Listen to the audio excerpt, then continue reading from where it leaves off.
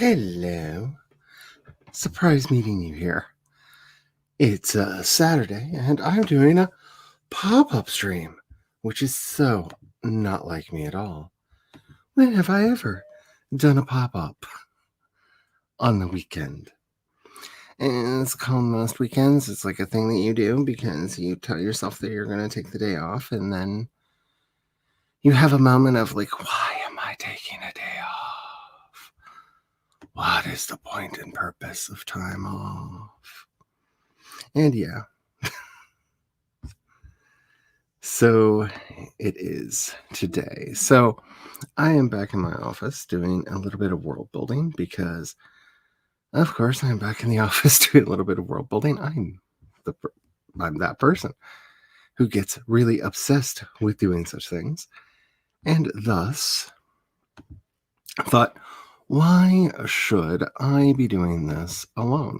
Why should I be doing this all by my lonesome? So I don't know if that's going to be legible to anybody, but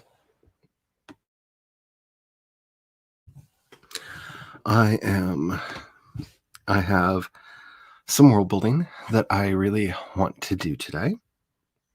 And I think it's going to be a lot of fun. So I am going to be playing around with it. I'm going to be putting it on screen as I have been doing on my solo pop-ups. I'm going to be saying hello to the hubby who's sneaking into the room right now because that's what he does. Hello. Hello.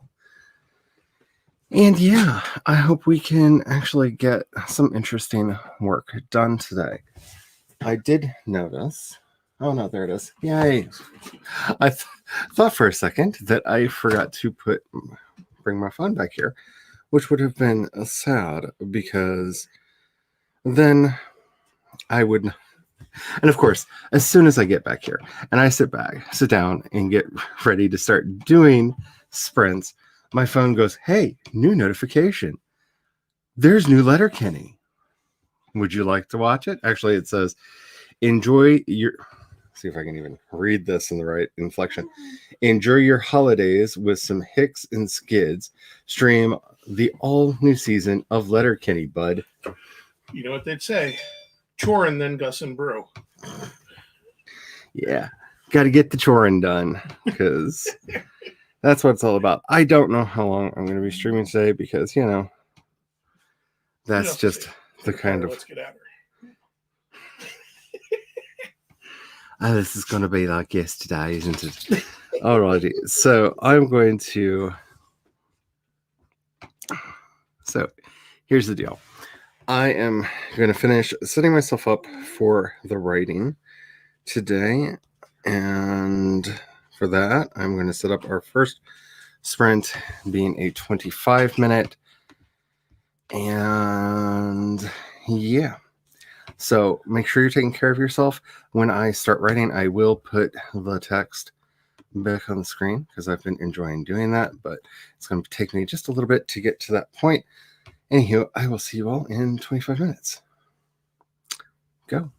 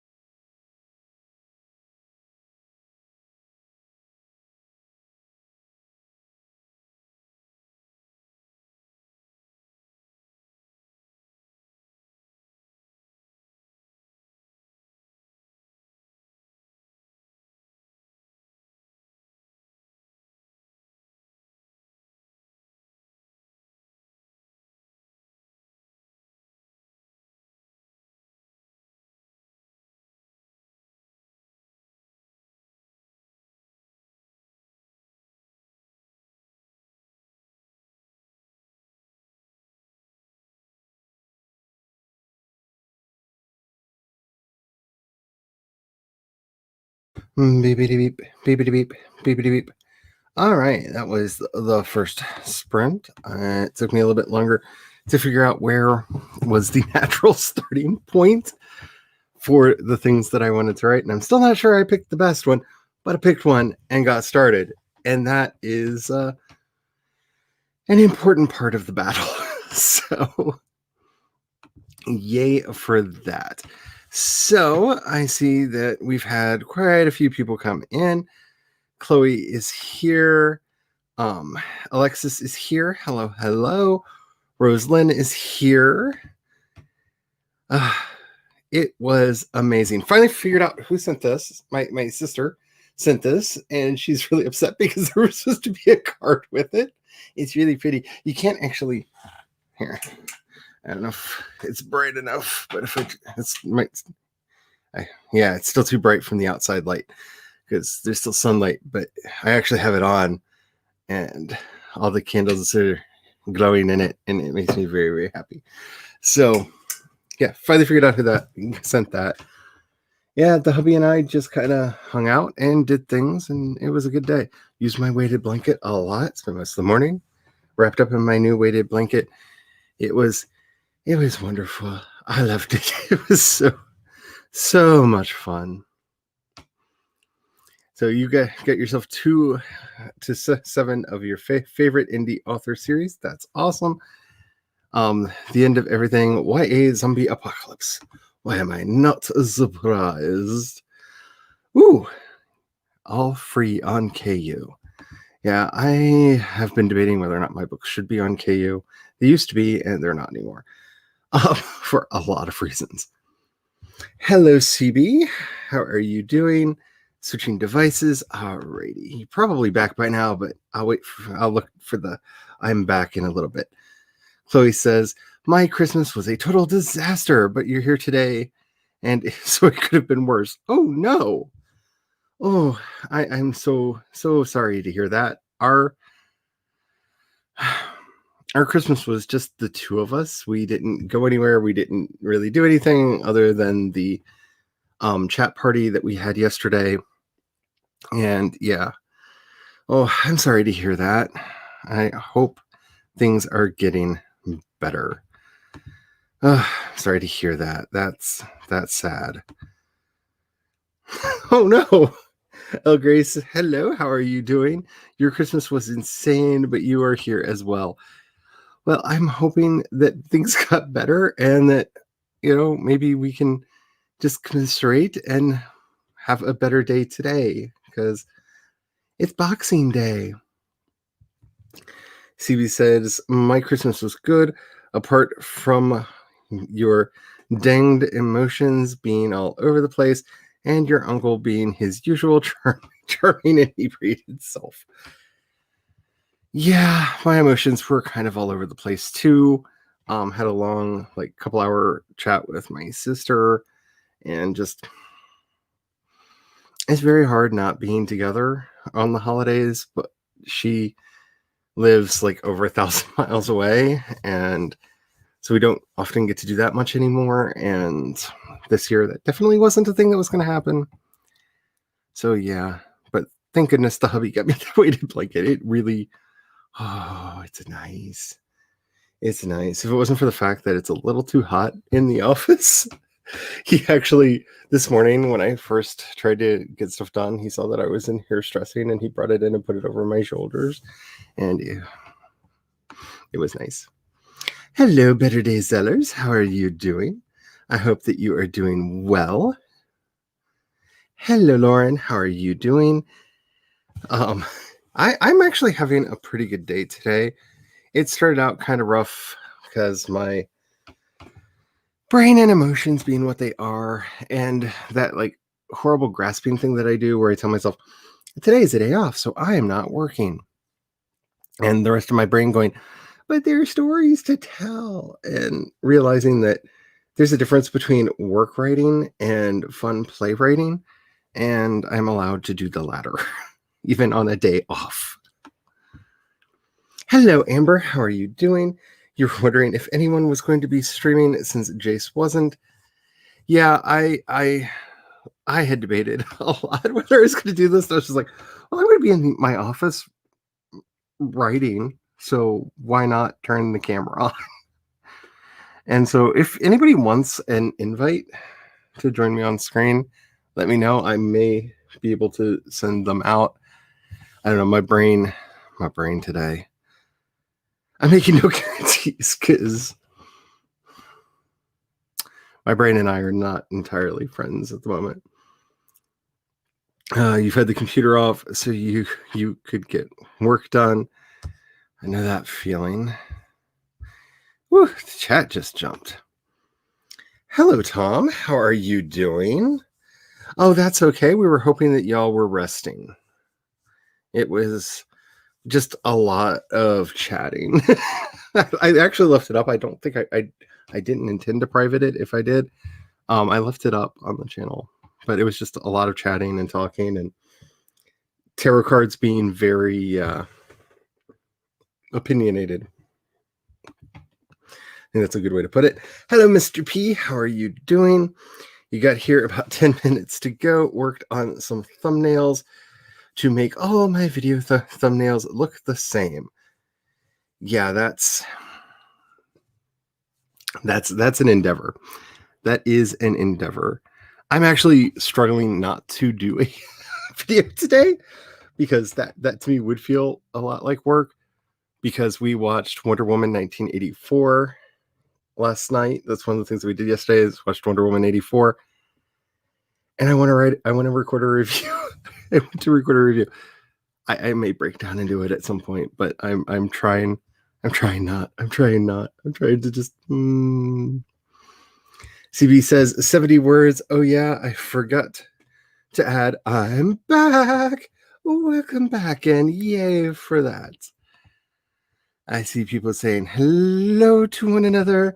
Hello, Glory. How are you doing today, love? I hope all is well. Like I said earlier, I hope that you were taking a well-deserved nap yesterday, because that would have been lovely. If my brain would allow me to do such things, I would. Hello, Eva. How are you doing? You were in another stream and did not see you here. Well, I snuck in. I'm sneaky like that. So today is just all about being sneaky. Hello, Grace. Let's see. Everybody's saying hello to everybody else. Let's see. Oh, so much. Y'all, wow, y'all been talking. Okay. So talking amongst each other. Figured out how your character, Eric, is going to fit into things on a bigger scale, and you're digging it kind of into the story this afternoon. Well, that's awesome. I'm really enjoying writing backstory for my silly little Tugwaddles. That's what I'm working on. More backstory for the Tugwaddles, because I'm obsessed, and I myself to have fun with it. Whoops, he hissed. Oops, I hissed. I gotta use the restroom. Springing out of bed and watching mischievously as Pepper face planted my pillow and woke up. Yeah, poor Pep. Yeah.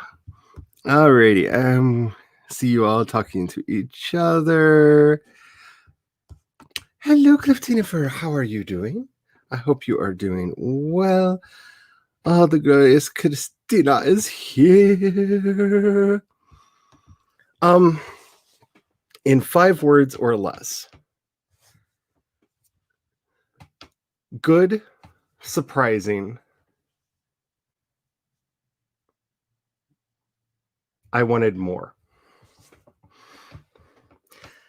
Yeah, yeah.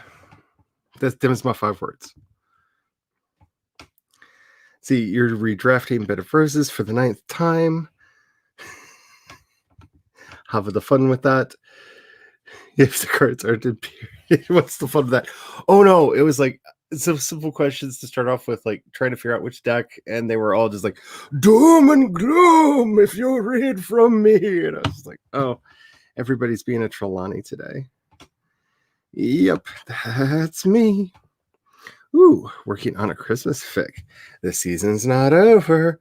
And it's not. Today's the second day of Christmas. We have 12 of them in total. So there are 10 days of Christmas after today. So if you're an old school traditionalist like me, and if you've ever heard that song, the 12th Days of Christmas, Christmas Day is the first day. Today's the second day of Christmas. And that's how it goes. It's not the days leading up to it. It's the days that follow. Because 12th night is Epiphany. It's January 6th. And we celebrate the three wise men. Alrighty, I'm going to set another 25-minute timer and get into this and see what all else I can get written on these critters. I'm going to try not to get fixated on having banners for each article, because that's what always slows me down on this. I'm just going to write to done, and I'm going to turn off draft and move on. I'm going to publish and move on. That's the goal. That's the goal. See how well I live up to it. But that is the goal. You took your tree down today? Yeah, we leave our decorations up for all 12 days of Christmas. So they will disappear on the 6th, on the 7th. Let's see. That was perfect. Five words, lol. You were met on the first, debating on watching the second one. The first one was okay. Like, I liked parts of it, and there were parts that I didn't like. This one, I enjoyed a lot. I felt like they were much better to Diana's character. And I don't know, this felt more like a movie to me. And I rather enjoyed it. Probably will watch it again just to see all the stuff that I missed the first time. You almost cried at the thought of taking your tree down. Oh, yeah, I can feel that. Let's see. Because it had been up for 26 days, and your big glass Hogwarts bubble. Oh, no. Oh, no. Alrighty. So, let's get ready for our second sprint. Make sure you're saving your stuff. Make sure you're taking care of yourself. I'm having a super sneaky fourth cup of coffee today because my brain did not want to turn on, and not in that, like, not in a good way, like in a bad way. It just wanted me to sit and ruminate on the bad thing. So, coffee. Ooh, oh my goodness. Oh my goodness. We have a glory. Hi, I wasn't planning to be here, but Tom was like, come on. So I literally don't even have lip gloss on, nothing. But Merry Christmas and Happy Boxing Day. I don't sounds either. I actually also, thought about it. I hooked up on mimosas, just so you know, and that's how Tom convinced me to do this.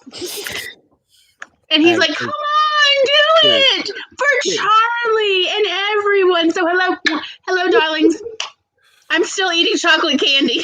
That's all I've had for breakfast. Okay, so along with this really beautiful lantern thing, which, here, let me angle the camera up so you all get an understanding when I say beautiful lantern gorgeous. thing. It's like 2 feet tall. It's huge. I love it. It reminds me of the one from the Christmas Square movie. Yeah, it's gorgeous. I absolutely love it. It's got 3 of the LED candles in it that I like so much. She also sent us this giant box of blueberry cinnamon rolls that are just heat and serve. Like, that's all you have to do. And so I'm a little hopped up on sugar because that's what we had for breakfast. And I'm still like my insulin. Like, I knew what was happening. Yeah, like I'm still hummingbirding a little bit from them because, oh my goodness, they were sugary. Oh yeah, like look, the stocking is still. Yeah, there's even more, next to me. There's just so much y'all. Because I was trying to. So we had gotten a whole box of these little cream wafer cookie things from Italy because Tom loves cream wafer cookies. It's his favorite thing. Sorry to derail everybody's sprint. But anyway, And so I had like emptied out half my stocking of goodies trying to get all the cream wafers because it's like a variety pack. Yeah. So I've eaten the dark noir ones. Oh, felt so good. It was lovely, by the way. It tasted like a little bit smoky dark chocolate. It reminded me of cigars I've had before from New Orleans. So, this has been a lovely, like, because I really do think Christmas should be the whole 12 days. Like, just keep celebrating. Is everybody ready for, like, human fat bear week? Have you eaten your chocolates, your cakes, your gravies and meats? It's time to fatten up for the winter. Hi, Devin. Oh, yeah. Hello, our blessed Tegwaddle. How are you doing? I am creating the species inspired by you. Still, like, so much writing. Like, oh my goodness. Like, it's going to be sad because they're not a playable species because they're just too powerful. At least not in the first, not in the first vanilla run of the game. And so they're still probably going to be the most thoroughly. I'm really looking forward to playing this game. I am too. I'm like, we could do it like on Zoom. It doesn't have to be televised, but like you have to let me play it like in some form. Ooh, there's a visiting orange that's been peeled. Ooh, oranges. Hello, babies. Has everybody had their orange? Is it Christmas without one? Dad actually stopped by the house yesterday. It was like, I know you said that I'm not allowed to come in because of things, but I need to make sure y'all had oranges. Aw, that's sweet, though. And I'm just like, yes. And mom got us devil toys that are the most monstrous, deadly things I've ever seen. It's a little Batman and it's a little Superman that have like whirligigs on top of their heads that when you turn them on, they will hover 6 inches above whatever's below them. So if you turn them on over your hand and move your hand around, they just float over your hand. I mean, it sounds fun, but yes, it sounds like somebody's going to lose an eye. Yeah, because if you tilt your hand slightly, they go whee and fly off in that direction. Like the force that it takes to hover and the force that it takes to propel them violently towards something is very slight. So if your hand like goes like at all, just even little slightly to an angle, woof, off they go into the wild blue yonder. It sounds fantastic and horrible all at once. I love it. Yes. And like they know that this is going to happen, so they came with extra propellers just in case. Like they know that you're going to be like flinging these things into walls like all the time, so they had like. I was surprised it didn't come with safety glasses, quite honestly. Like I'd be so afraid to give these to kids. Like a kid will lose an eye. Like yeah, I know if I was a kid, like I would have lost an eye on these things already. Yeah, I would never let a child play with this, but adults have at it. You lose an eye, it's on you. Yeah. That's what glasses are for. Exactly. It's protective wear. Oh, believe me, my eyes, because I've got the like super hard lenses. Like I've been protected so much from being blinded by like random ordinances. See, so all that time earlier spent fixing the front of house schedule, so much simplified with back of house. I already took care of back of house. He was like, "Oh my gosh, that's a lot of hours," and I just looked at him and went, "It's New Year's Eve. This is the way." And he stopped and went, "This is the way." This is secretly the other reason I came back here to do sprints, because he's in there cussing and snorting and hollering and fussing because he had to redo the schedule for the week. All right. And I'm just like, some of the babies. I want happy. Dang it! I'm going to go in the other I room. wonder. Listen to my double like, music and create my cute little guinea pig people. Because like we had gone out yesterday. We went out to get Chinese food. Because yes, we are Jewish, so that is how we celebrate. We had Chinese food too. Because it's important. Look, you have to celebrate your people's holidays, right? I'm just saying. But anyway, we had gone out like right at 4 to go pick up Chinese food, and we ended up losing track of time looking at Christmas lights everywhere. And when I say lost track of time, we literally drove 35 minutes to another town to look at their city. They have a city park that you can drive through all their Christmas decorations, and it was freaking amazing. So we drove through twice. Cool. So when we got back right at like what 7-ish, we were like, okay, we'll eat our Chinese food and watch Charlie. And I was like, oh, it's already over. Oh, nuts. No. So we weren't exactly having a peaceful time, but we were having a super fun time because the whole time I played, I'd found this Kmart Christmas 1974 to 76 ambiance thing. Like it even has like announcements for security to go to the aisles. It's fantastic. And smoking. Do not smoke in the sales floors. It's like you're only allowed to. Like it had these announcements that would randomly go off throughout the whole like several hour thing. So that's what we listened to for the nostalgia. So we did not have a peaceful time, but we did have a super fun time. Oh, and Hello, Grace, Grace. you better believe there were apples in there too. There were red, delicious apples in there too, mixed in with the oranges because that's how you know Dad was there for Christmas. I just missed the Tangelos. When we lived in Texas, when I was a kid and we lived in Texas, because I've been everywhere, man. I've been everywhere. Dad would always pick up Tangelos right from like. Oh, I love Tangelos. And that's what Christmas was like when I was a kid, was the Tangelos. But those are hard to find outside. Well, at least here. I don't know how they are in the rest of the country. Want to tell them my favorite margaritas?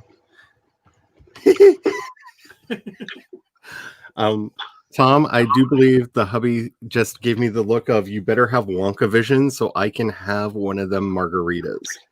Well, okay. So we have a theory about margaritas. Oh, I did figure out the Ginritas. Yeah. Yeah, the Ginritas. Yeah. Ginritas. So when I was a teenager, one year, my father's mother gave us, like Harry and David delivered a case of grapefruit from Texas. And it was amazing. Of course, the rest of the family didn't like it, but Dad and I did. And it was like the best grapefruits I've ever had in my entire life. And I was telling Tom about it the other day and how what it tasted like. It was so juicy and, you know, okay, look, I was getting into it. But anyway.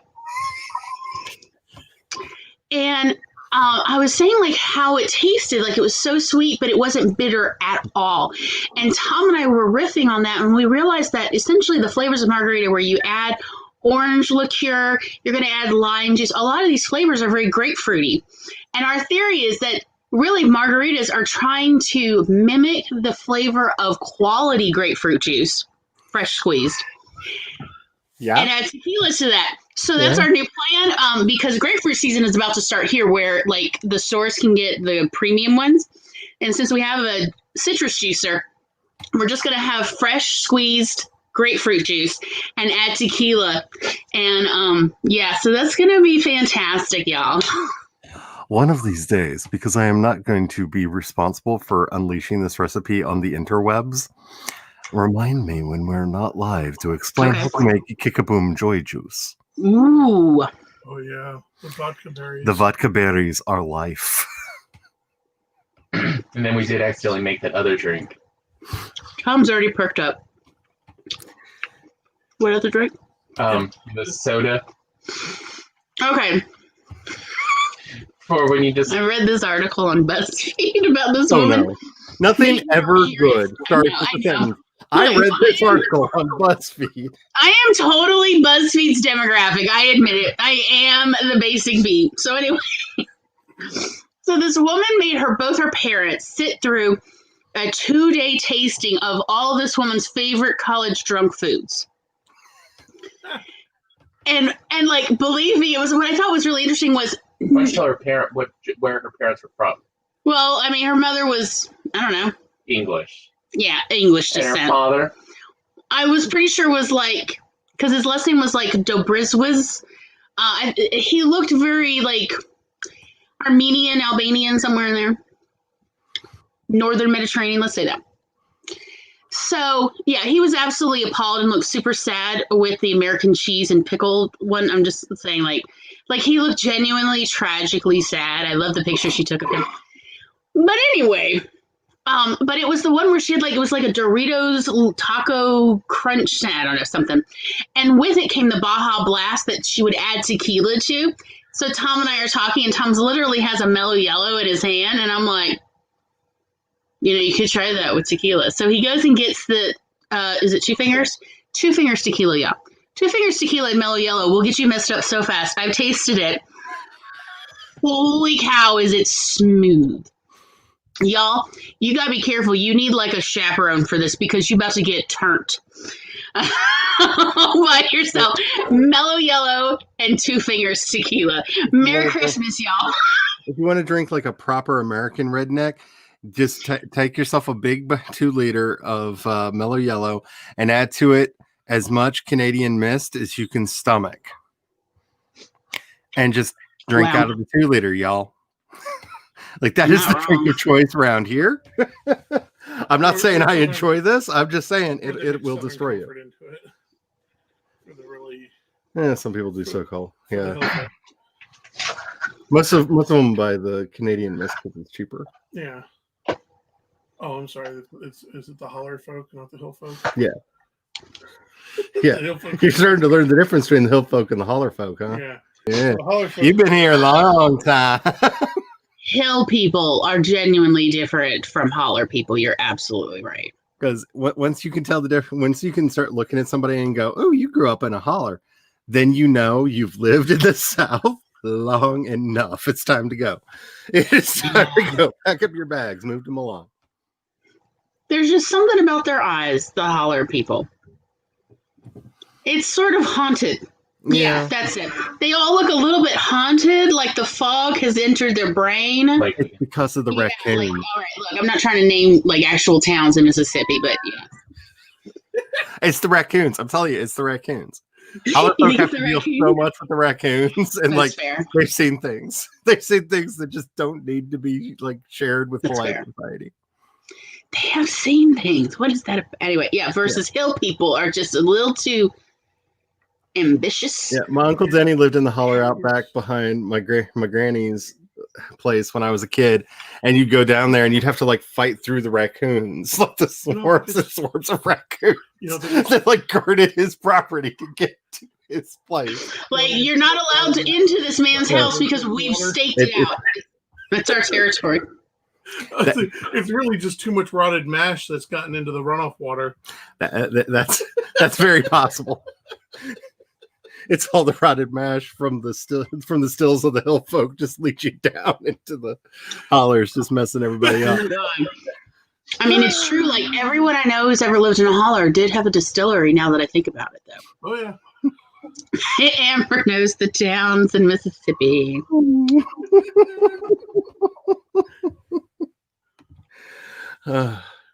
Yeah, it's. I'm just saying, if you think you know the South and you've never been here, you don't know. You just don't know. Remember that? I mean, that's why we were so many writers. Oh God, yes. If they offer to take you on a wine tour and you don't know of any vineyards in the area, just remember, if you say yes, let somebody know where you went so they can know to just report you dead in a week. Yeah. Mm-hmm. Yeah. Mississippi does now have tea plantations. We do actually have a real tea plantation and outside of Poplarville, and they make a fantastic Earl Grey, by the way. Ooh. Oh no! Look. I am an Earl Grey snob. It is the second best Earl Grey I've had in my entire life, and that's saying something. That's right. It's all right. We'll spare everybody. He is too. What's the hubby making for food? I'm sure hubby's cooking today. What's we having on the menu? I was going real simple on the taco salad. Ooh, sounds good then. Well, I thought about tackling the brisket, but I keep going back and forth, and I'm like, probably taco salad. I'll tackle the brisket tomorrow. Yeah, that's right. We've got that ham we still haven't made. Yeah. Wait. That's right. We're going to do that for Monday. Oh. When I was home and had time. Okay, we'll do the ham on Monday. Well, we'll do the ham on Monday, y'all.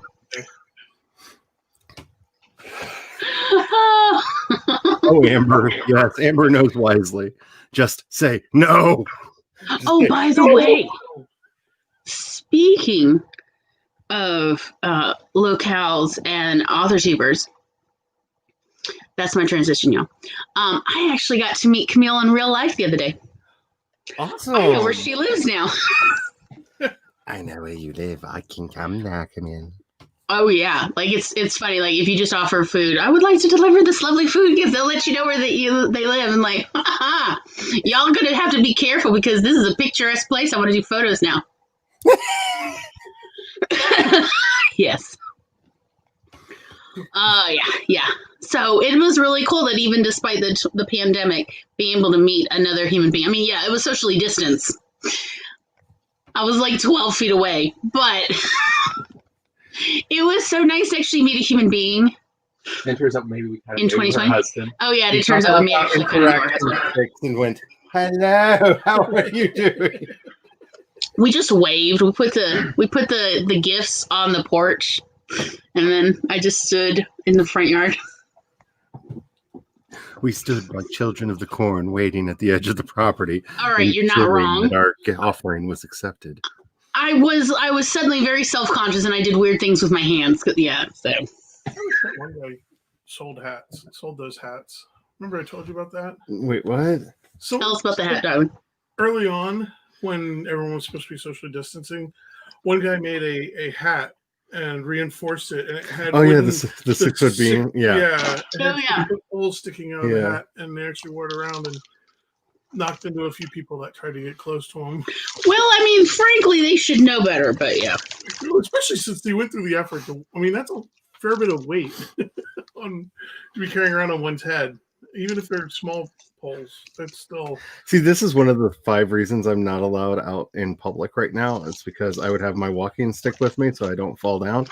And it's long enough that, like, if I can thwack you with this, you weren't socially distanced and deserved it. Oh, and I would just be like, hello. I don't feel any sorrow about making people feel uncomfortable about personal space here in this day and age right now. Like, no, back up. Ooh. Because I was like, wait a minute. Ham, Christmas dinner, roast potatoes, corn on the cob, savory rice, and tomato soup in a roll. Oh, that sounds fantastic. That sounds really good. Nice. Yeah, we were going to have sushi, but somebody... What happened? What I miss? Well, somebody said that we didn't. The cucumbers turned evil, so they became icebox pickles. Pun intended. You missed that one from yesterday. Oh. They're still frozen, by the way. I did bring them inside. Oh, sort of. I put them in the garage. Okay. I took them off the front lawn. We threw them at the neighbor's house. They didn't quite make it, but we're like, they can just suffer. It was a case of nice little cucumbers, but they were already old, and they're like, here. Once you moved the top layer, it was just solid mold. Yeah, they were bad. And so I just chucked them out the front door because I just didn't feel like going outside because it was below 20. And then I joked about making icebox pickles in the front lawn all night. All day, all night, this morning, still going on. Will not stop about it. And there's still in the middle. Darling. This is my life. But the rice. I didn't think to check for rice. I just assumed I had it. I always have So we didn't have rice, so we didn't make the sushi because you do need rice. It's true. You have to have rice. So we had a beef and broccoli. Instead, we did Chinese rather than Japanese and wonton soup. It was very yummy.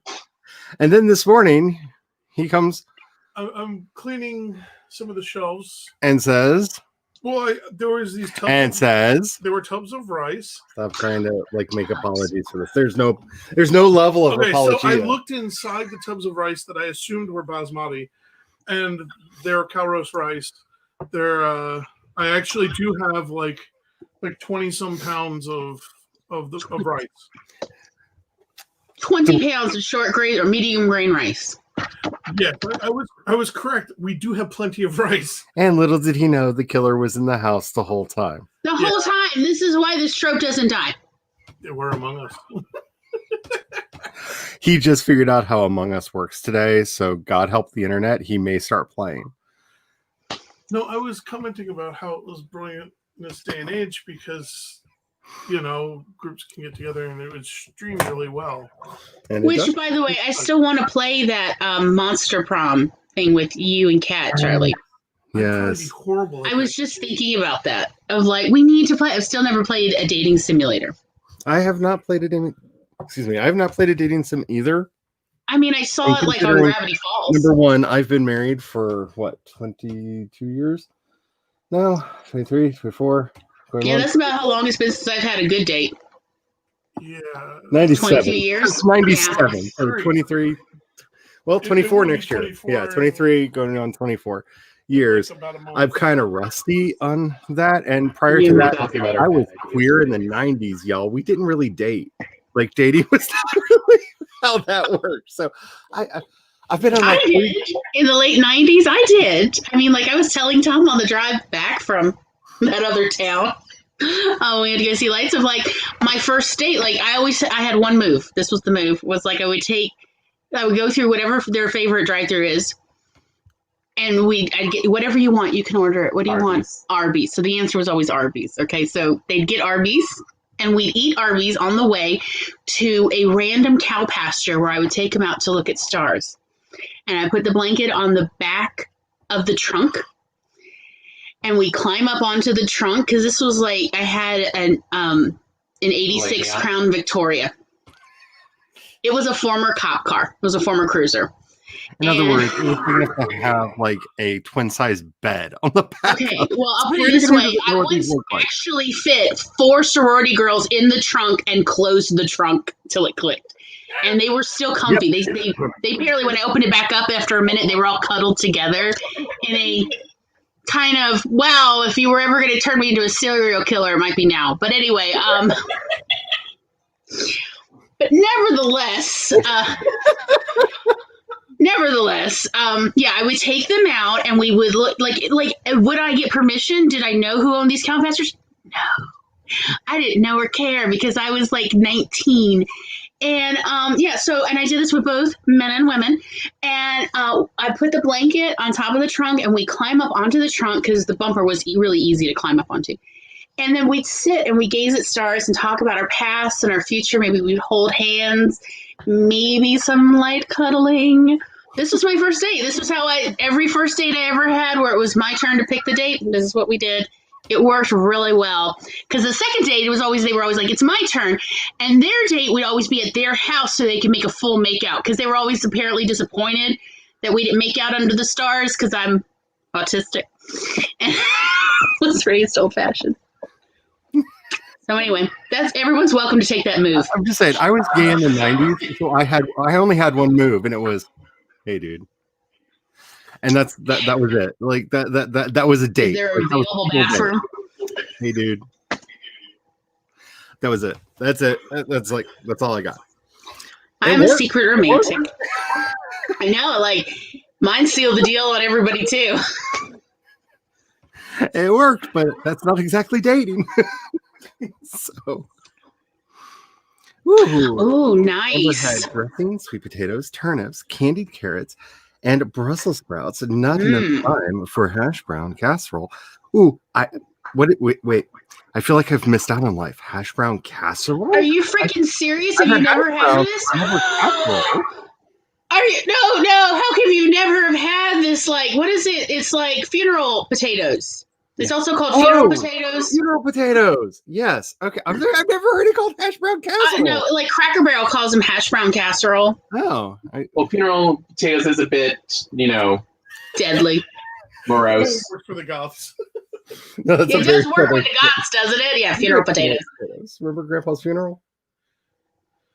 That potato dish that like everyone brought. Yeah, it's like equal parts green, some sort of condensed soup mix and sour cream, and that's definitely always in there. And then sometimes there's butter for some unknowable reason. Potatoes. Oh, yeah. Loads of bacon usually, or sausage. I've had a couple with sausage instead of bacon. Did you hear the hubby? Did you hear that? What did he say? All right, I gotta go. Say it again. I said they made me sad. It's so sad. They made me sad. I thought they were really poorly made scalloped potatoes. Oh, I agree. Oh, believe me. So, my now ex-husband's mother was like, "Oh, you need to have hash brown casserole." It's like, how can you have Thanksgiving without it? So I'm like, well, tell me the recipe and I'll make it. And I made this thing exactly the way this woman told me to. And my now ex was like, "Oh, these are amazing." And I'm like, these are the saddest damn things I've ever had. That said, hash brown casserole can be made a lot better. It's just Yeah. there's Eva, different ways to make it. I guess I'm not trying to like shame anybody because they want to eat the trashy version. You know what? Enjoy your trashy food. It's great. Eva, I have to say, I've heard the story of how you met your husband in a Burger King parking lot, and it is an oddly romantic story. You're right. Who picked up who? I've never heard the story. Who picked up who? Did she pick him up? Oh, Eva, you need to make this into like a novella. I'm serious. Just like write this up. Yes, darling. Yes. Because I'm not retelling your romantic stories because my version of a romantic story is blood. So, you know, I don't want to embellish. Amber says I've had a couple good versions of funeral potatoes, Amber. No, nothing. No shade on anybody. I'll still eat it. You know what? I'll eat the crappy ones. I'm gonna just be honest. I'll eat the crappy ones, darling. I have no standards. And he shot you down, and yet you were like, "Nope, I'm following that one home." The first technical time that we spent together, I pulled a knife on him because I was going to kill him because he made me mad. So love, true love. So romantic. I mean, love is the other side of hate, right? That's what I was told by my now ex-husband.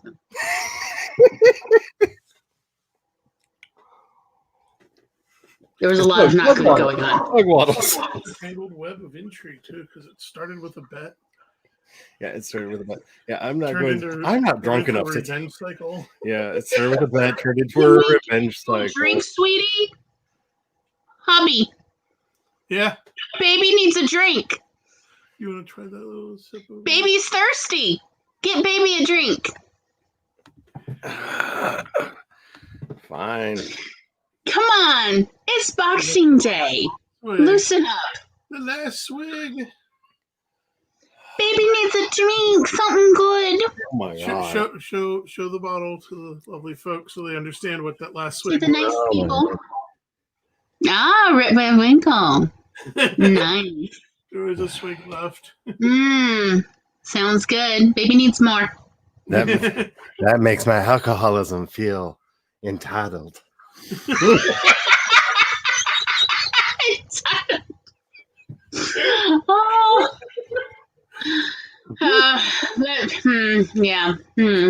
Cheers. Oh, Grace's parents met at a Pizza Hut.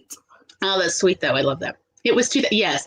The late 90s, early 2000s were wild, y'all. If you were too young to have known, it was wild. And there was just, Because, like, everybody was like, the world's going to end soon. So it was like, well, then what am I waiting for? Let's just hook up in a car park. Let's just have a good time. Let's go down to Route 666 and have a good old time. Let's just go park in a random cow pasture with cows sleeping in one corner of the pasture and my car is parked in the other. And let's look at stars and talk about the future and the past and maybe cuddle. Yeah. It's hard to explain for people that weren't there. Like it was just, I mean, like, y'all think that, like, right now everybody's like, oh, it's 2020, nothing means nothing. And I mean, there's truth there, but it's like, no, it was even more just off the chain weird. I don't know if in the late 90s. But the winner for best like Yule log this year goes to whoever's channel it was that did the 10-hour 2020 dumpster fire. Yeah. No, I did not. This has not shown up in my recommendations. I'm offended. It's literally a dumpster with 2020 sprayed on it that just burns for 10 hours. I feel like that in my soul. Right? Yeah, it's the 10-hour 2020 dumpster fire. Yes, right. That's all BS. You win. Literally pulling it the internet, so I can like look this up and then save this in my Telegram for later. You win the internet. You win the YouTubes. You did. Oh, you just win it all. Oh man, yeah, I miss those days too. There it is, 2020 dumpster fire Yule log. That's what pops up. Yep. I just type in 2020 dumpster. Yep. A 10-hour, a relaxing 2020 holiday dumpster fire, 10 hours Yule log. I love this. Comes through with 2020 on it. It's so relaxing. It's just because like you're finally somebody has Finally somebody made a metaphor that just doesn't just like fits. It's Fits wonderful. my soul. It is everything that I need right now because Oh yes. though I have to say somebody did a parody of Ghost Song Year Zero and titled it Year One and turned it into a Christmas carol and about how well the end finally came and it's time to just get on with it now. Can we just get on with it? And that was really fun too. 2020, you're almost done. Please be better next year. Amen. Oh, I it is right. This is the 20th anniversary coming up.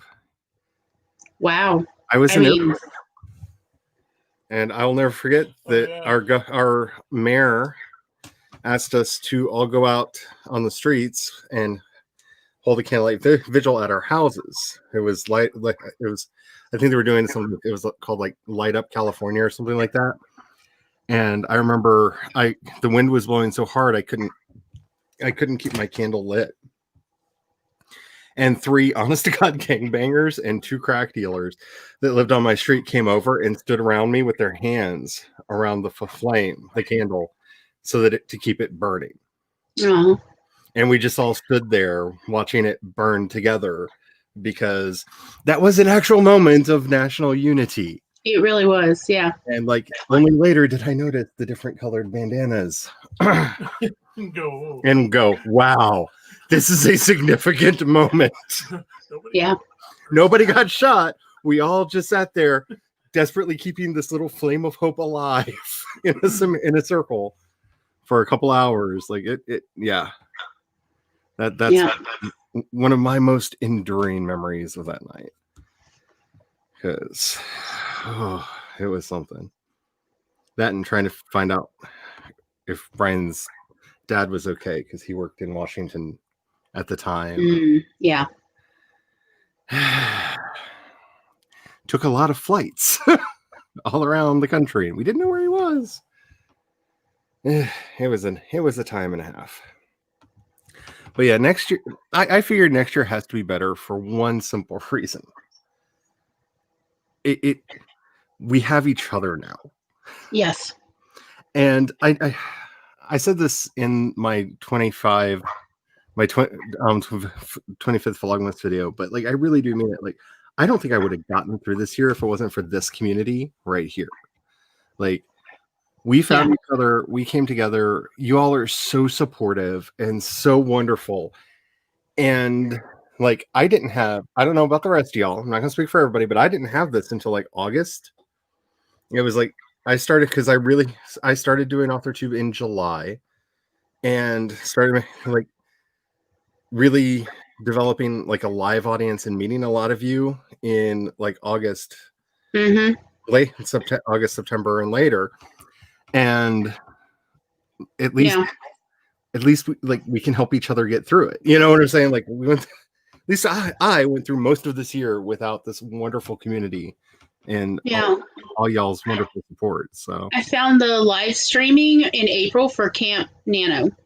Other AuthorTubers were streaming, and I found that, and it was like the sun started shining again for me. Because I hadn't seen any humans other than doctors and my brother because I just gotten out of the hospital in January and I just physically was so weak. I couldn't get out. And then, the live streaming. And it was like, wow, I really want to be a part of this. And also I was so appreciative people were doing this out of the kindness of their heart of like live streaming for other people to help them with the sprints and everything. And I wanted to be a part of it even more and to give back as well. So I started researching in July how to like do my own channel, what I need to do, how I need to connect with people. And so by August, we were, doing the show in part really just to give back because I don't know that I could have really made it through and healed because I knew like the sadness was slowing down my healing process. I needed to feel happy. And like, y'all just have no idea how grateful I am for all of you. Every one of you. Same. Like I always feel so like schmaltzy and like because I'm not one of those people that's easy for me to express gratitude. Yeah. Because of the culture I grew up in. This is the most toxic thing about the South. We're very good about being like accommodating and nice to people, but gratitude is something that you don't owe people. Like that's a big part of the culture, is you don't express gratitude because then it's almost like you're saying you're entitled to something. So it's kind of pushed out of us. Yeah. Like kids. In Mississippi, it's more like we're happy to give hospitality. In fact, we love giving hospitality. We are very uncomfortable with receiving hospitality or generosity from others. Yep. It's it feels wrong on so many levels. Like it's wrong to need it. It's wrong to receive it because maybe you're taking away from other people who needed more, and on and on. And so that was partly, I guess, why I was like, well, let me try to not just receive but also give out. Yep. Yeah. And so for that reason alone, I think whatever next year throws at us, at least for me, it's going to feel like a much better year. Yeah. Because, it had been such a long time since I had a community like this, because when we moved here, when you're in your 30s, it's really hard to make friends. You don't have all those things that, you had when you were younger. When you're going to school, you're meeting people all the time. And you know what I'm saying? Like, also, there's very little extra time you have available to invest in new friendships. And other people don't have that time either. Yeah. So, like, even if you find somebody that you really want to be friends with, they're like, I don't know how to fit you into my life. My life's so full with children and work and family and and church, fill in the blank there. And so you're just sort of left out even when you do find somebody that you could be friends with. So it's just so nice of here are people, they put themselves out on YouTube and they say, hey, I'm available and here I'm going to do this thing. And if y'all want to join me, that's great. And so you see the people who do have the time to help essentially invest in these relationships. And it's just so gratifying. And, I never thought, I was talking to my sister about this last night because she asked how that YouTube thing is going because she knew that I was doing something over here, but it was like about writing and stuff. And, like she knew that like, I'm not expecting her to like care about like, here's how to structure a story. Like, what is it? Like, yeah, no, that's not your bag. Like, I get it. And I was talking about all this and she was just like, wait, what? What do you all do? I was like trying to find words to explain this to an outsider, like a complete outsider. Like her experience of YouTube is somebody saying, hey, did you see this video? Like she doesn't have an account. She doesn't do like the subscriptions and follow people. And like, her entire experience of YouTube is just, hey, have you seen this video? And trying to explain all this, it's just, it was interesting to try to do. I know, Sasha. They'll be cut up and they're doing stuff, and the dog does not approve. Yeah. Shenanigans again. That's very, very true. Mm-hmm. It is one of the great flaws of who we are. Yeah, this year really does feel like it really does feel like a blur. Like I was talking to her last night and she was like, so are you going to have any books out soon? And just because I'm so used to talking to y'all about it, I just started listing off all the projects that I had done this year that are in editing. Mm-hmm. And she's like, how the hell did you do all that? And I'm just like, I don't know. Like, I really don't know. Like, I hung out with my friends and went, oh, look, books. Like, I don't know how any of that happened, but it did. So yeah, it's only through the support of everyone else that I've felt encouraged to like look for the old notebooks and start pulling out all the past things I've written and like, all right, what's here, what's workable, what's publishable. I love your comment invasion. I love your comments, Eva. What are you talking about? You're amazing. Comment invasion. All right. Yeah, that sounds great. Come storm the beaches with me. And I'm only saying this because I'm talking behind her back. The only person whose comments I fear are Maggie's, because there's almost always something in there that I'm like, I need to get out my journal because I need to do this now. Mm-hmm.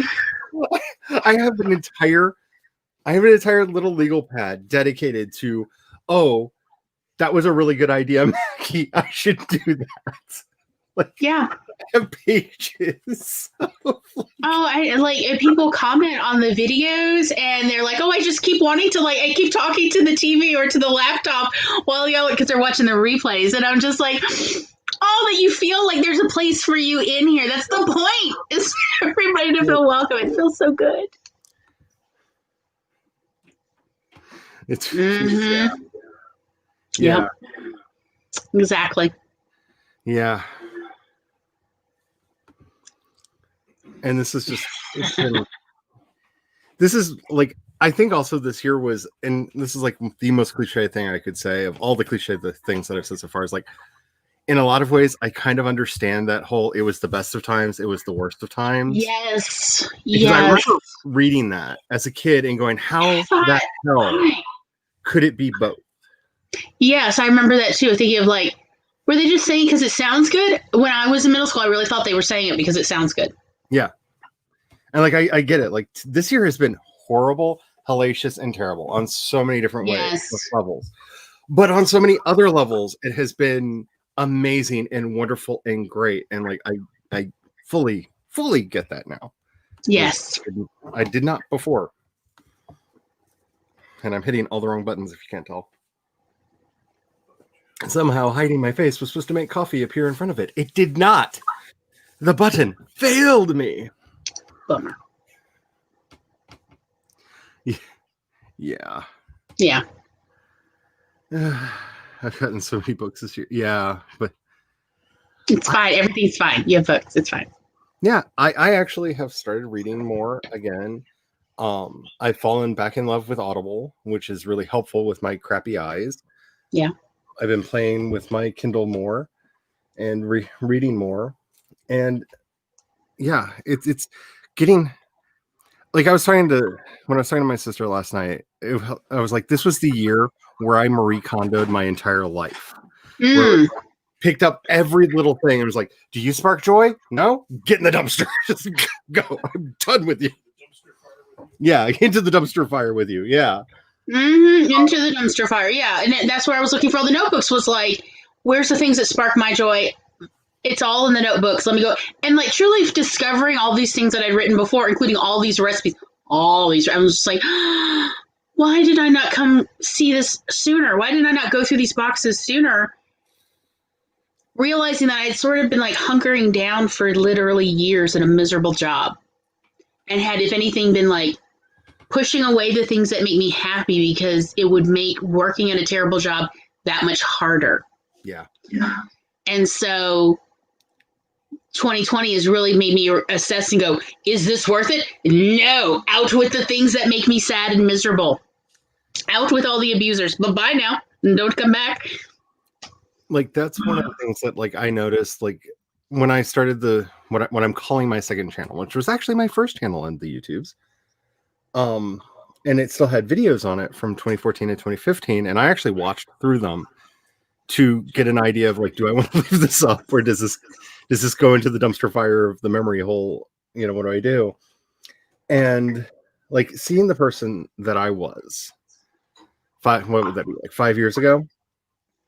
And how lonely and isolating the experience was of trying to start on YouTube.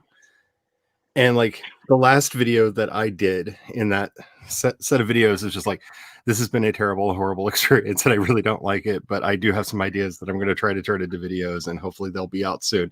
And then dead air for 5 years. Like, just dead air for 5 years. And I'm just like, it's so night and day between then and now. Like, I left it up almost as this like memorial of like, it's hard to believe that this was the same website even, you know, because I tried, I did stuff like, but it just didn't, I'm not going to say that, like, it didn't work. It's just, I didn't connect with it. I didn't feel at home here. I didn't feel like, I didn't really connect until I started seeing people's live streams.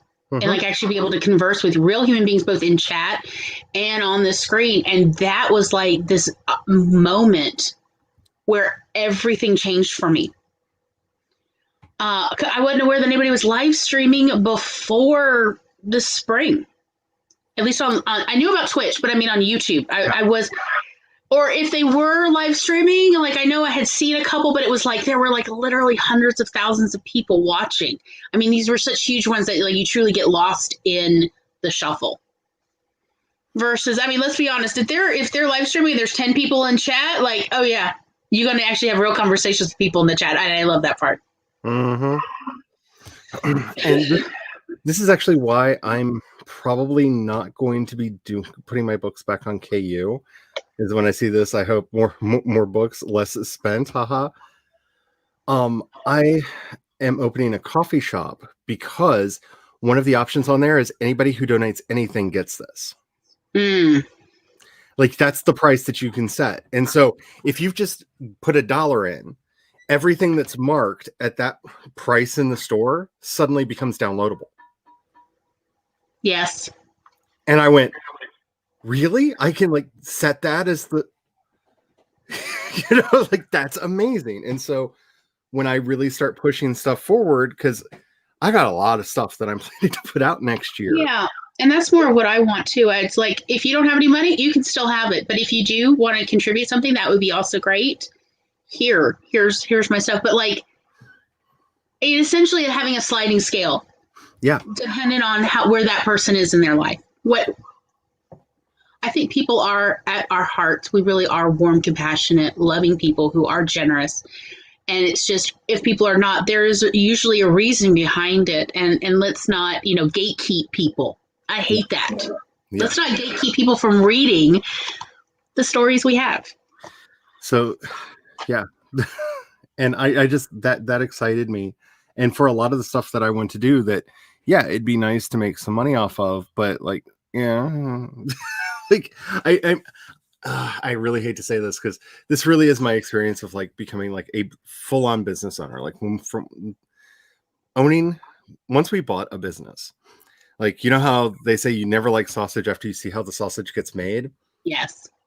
I realized that it's not the employees, it's us. We're the sausage. We're the thing that's being squeezed and crushed in the middle, because we're giving all of these legal responsibilities, very few resources to make it happen. Mm-hmm. And then the government side coming in and just squeezing on us. And it's driving me mad. Like, because I feel responsible because we got people with kids, and it's driving me bonkers. And that's one of the things that's really pushing me as a writer to be like, if I can bring anybody like a moment of joy in this horrible garbage fire of a world. Preach it.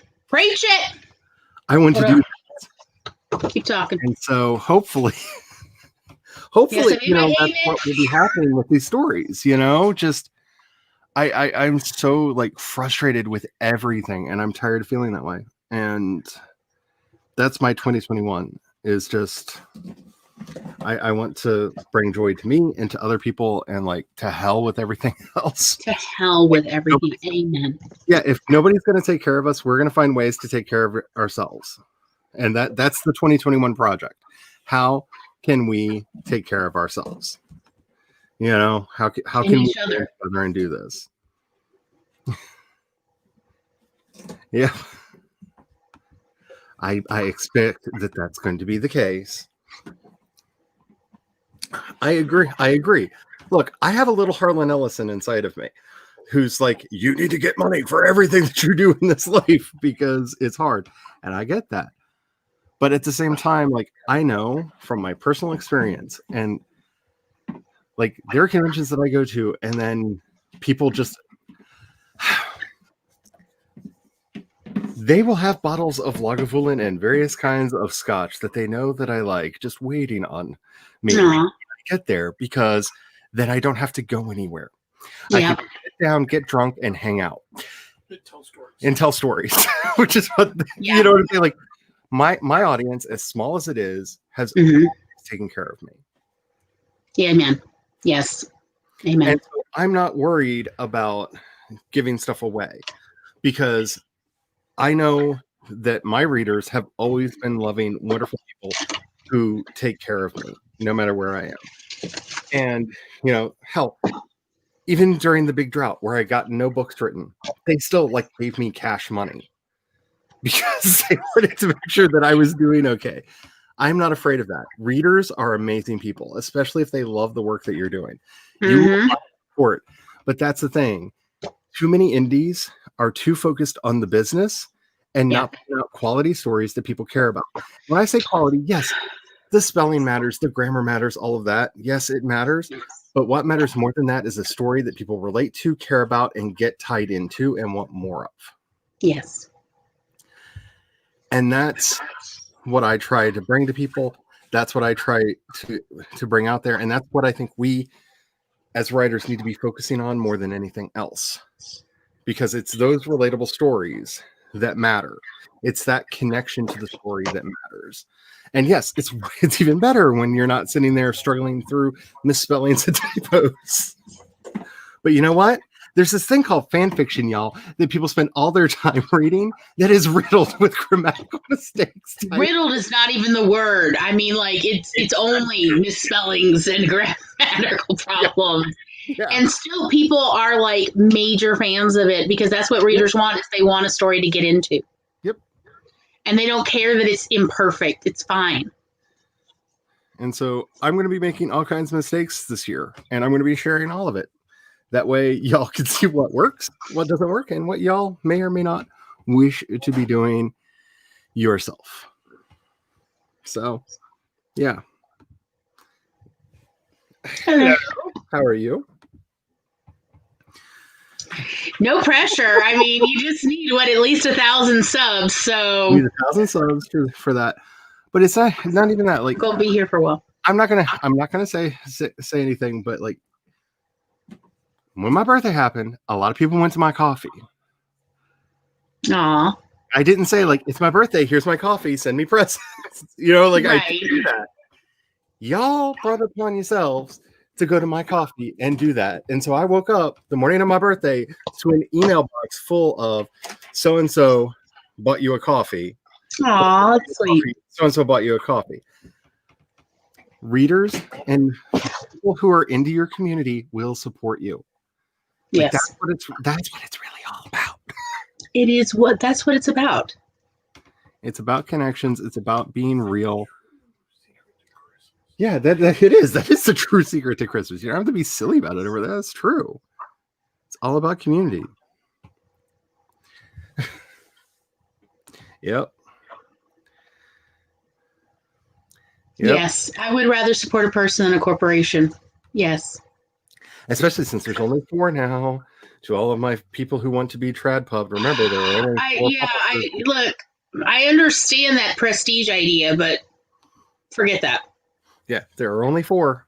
This way lies madness. Yeah, but that's just me. And now there's 4. Now there are 4, and there's already talks about 2 of the They're others. eating themselves. It's because they got rid of all their mid-levels. Yep. All their mid-level authors.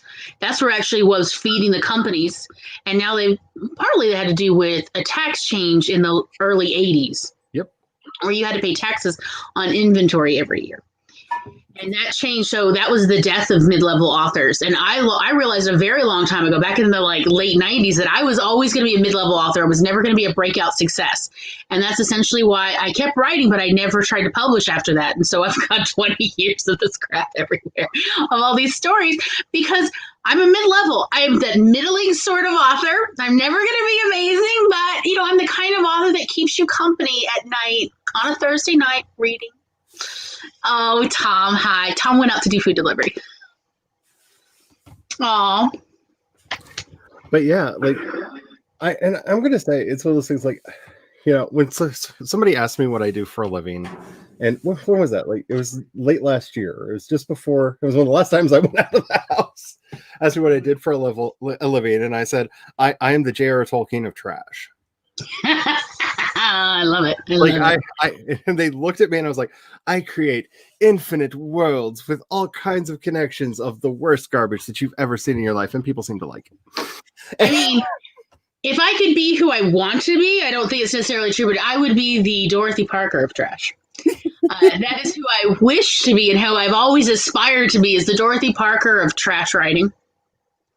And yes, I am, in fact, have always been working on my Algonquin table. Oh, don't get me started on the American Dream. Yeah, F that.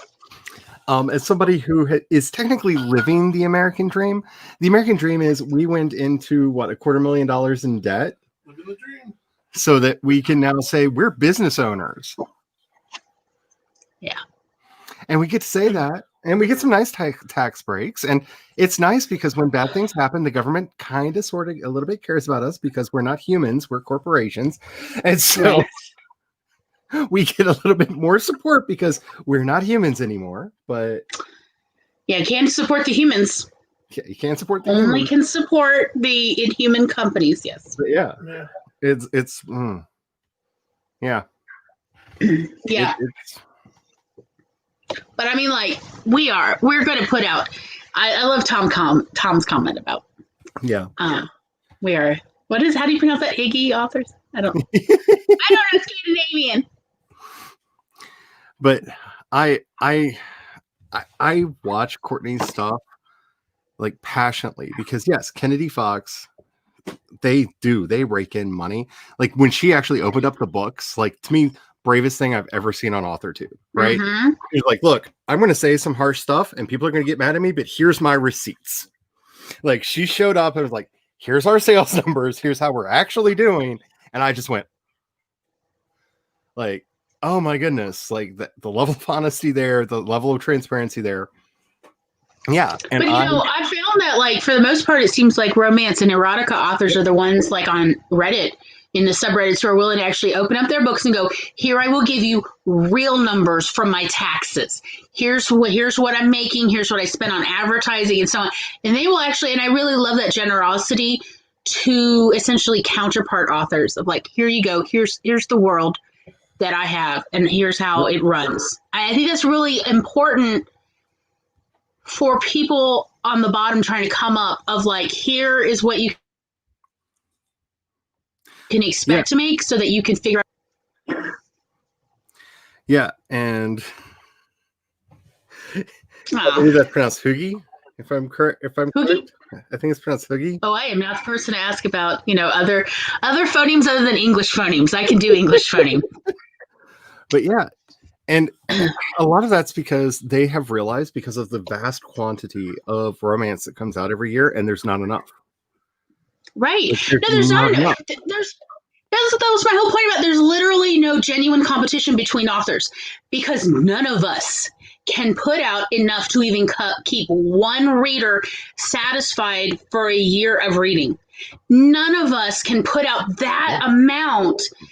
It's just not possible. It's not fully edited. Hell, even the fan fiction authors cannot put out enough to keep one reader occupied, let alone thousands of readers occupied with their own schedules and everything. So we do not have real competition with each other.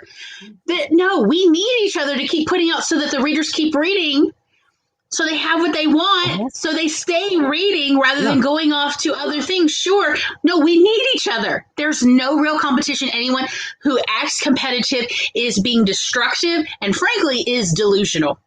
I'm sorry if you feel this way that you're like, Gloria's calling me delusional, but I am calling you delusional. It's very Fox Newsy because there's no genuine competition. Because that's one of the reasons why, like at conventions, like writers start clumping together because we all get like badges, and only some of us, depending on the convention, will actually get a badge that says writer because you have to like be in good with the crowd that produces those to get the nice ribbon or whatever the convention uses to signify that you're a writer. The rest of us get participant badges because, I said a bad thing to somebody 10 years ago and they haven't forgiven me yet. But yeah, that checks out. I mean, look, honey, that person's dead. And that person's dead. But we come together because people will walk by. Like we generally keep like my books in a book bag that we carry around, a backpack that we carry around with us. And I made the covers into little cards that dangle off of it, and people see it and start asking questions like, "What's that?" And then you notice everyone unzip their bags, and suddenly there's a bookstore open in the promenade. Yep. Everybody's talking, and you know what? So a lot of times people will go, "Ooh, I'll take that one and that one and that one," and they like get something from everybody because we're not competing against each other because readers want books. One of the most coveted things for any science fiction, fantasy, probably romance conventions are the book dealers, the book vendors. That you've got, if you don't have book vendors coming to your convention, your vendor room is not complete.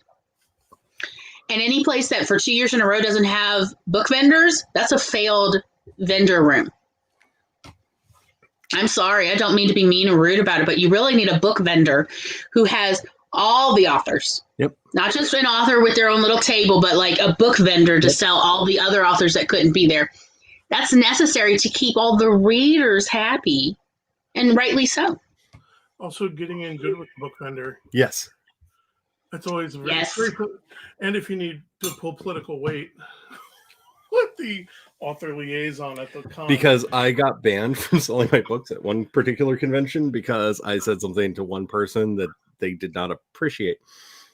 And so I knew the manager of the Barnes & Noble there because they usually sold my books. And so they were specifically told not to carry my books. So I went downstairs while they were setting up their table on a Thursday night and said, "Would you like to carry some of my books on consignment?" And they said, "Yes, we would love to carry some of your books on consignment." And Good so for you. they didn't break the rules of the convention because they did not purchase any of my books to have at the table. Right. But my books were still there amongst the others. And at the end of the weekend, at the end of the convention, I could go down there, pick up the books that didn't sell, and pick up my checks. Yep. My check for Excellent. whatever I made. Be in good with the book dealer. And when the liaison got mad about it, Yep. and they had a heated argument, the book dealer was like, "I could pack up and leave. Yeah. And good luck finding another bookstore." I mean, like, look, y'all, I really cried when Dr. Jack died, and he was my favorite book vendor ever for Southern sci-fi fantasy. It was like, oh, is Dr. Jack going to be there? I mean, everybody used to ask at these various Southern hotel conventions, is Dr. Jack coming? Because if Dr. Jack's coming, I don't know. Because Dr. Jack had this wonderful curated amount of books. I mean, like, Dr. Jack is the one who introduced me to Terry Pratchett. Dr. Jack is the one who introduced me to, what's her name? Patricia Weir. Oh, yeah. Yeah. I mean, like, Dr. Jack is the one who really got me in touch with all of my favorite science fiction fantasy authors because there was no bookstores, Barnes & Noble, Books A Million. Nobody was carrying these, I don't think it was fringe, but for whatever reason, there just wasn't much science fiction fantasy love here in Mississippi, witches. So, witches. So it was just like, thank goodness for Dr. Jack, because I don't know how I would have made it through the first couple decades of my life without him. And I want to add something to what Amber said here. It's not that just that people don't talk about it much. It's considered dead because trad publishing is down. Like if you look at fiction, right, the fiction books that trad publishing puts out, it's down because it is down. Honestly, it's a lot of crap. Like I'm not buying Ready Player 2. I didn't like Ready Player 1. I'm not buying that book. Why did they give him all that money for a sequel? The only reason I almost bought it is somebody sent me a picture because they bought it. They took a screenshot of his trans acceptance moment in the book. And I got so angry. I almost bought the book so I could read the whole thing and have grounds to yell about it. And that's not a reason to buy a book, y'all. Don't do that to yourself. That's fair. Wine glass. I understood their wine glass. I mean, is there anything more redneck? I don't know. Southern stemware. Even comes with a It lid. even has a lid. So you can be to go. Yeah, so you can make it to go. You got a lid. Yeah, that's quality, y'all. That's quality. But the change that's happened is not just indies. It's not even centered.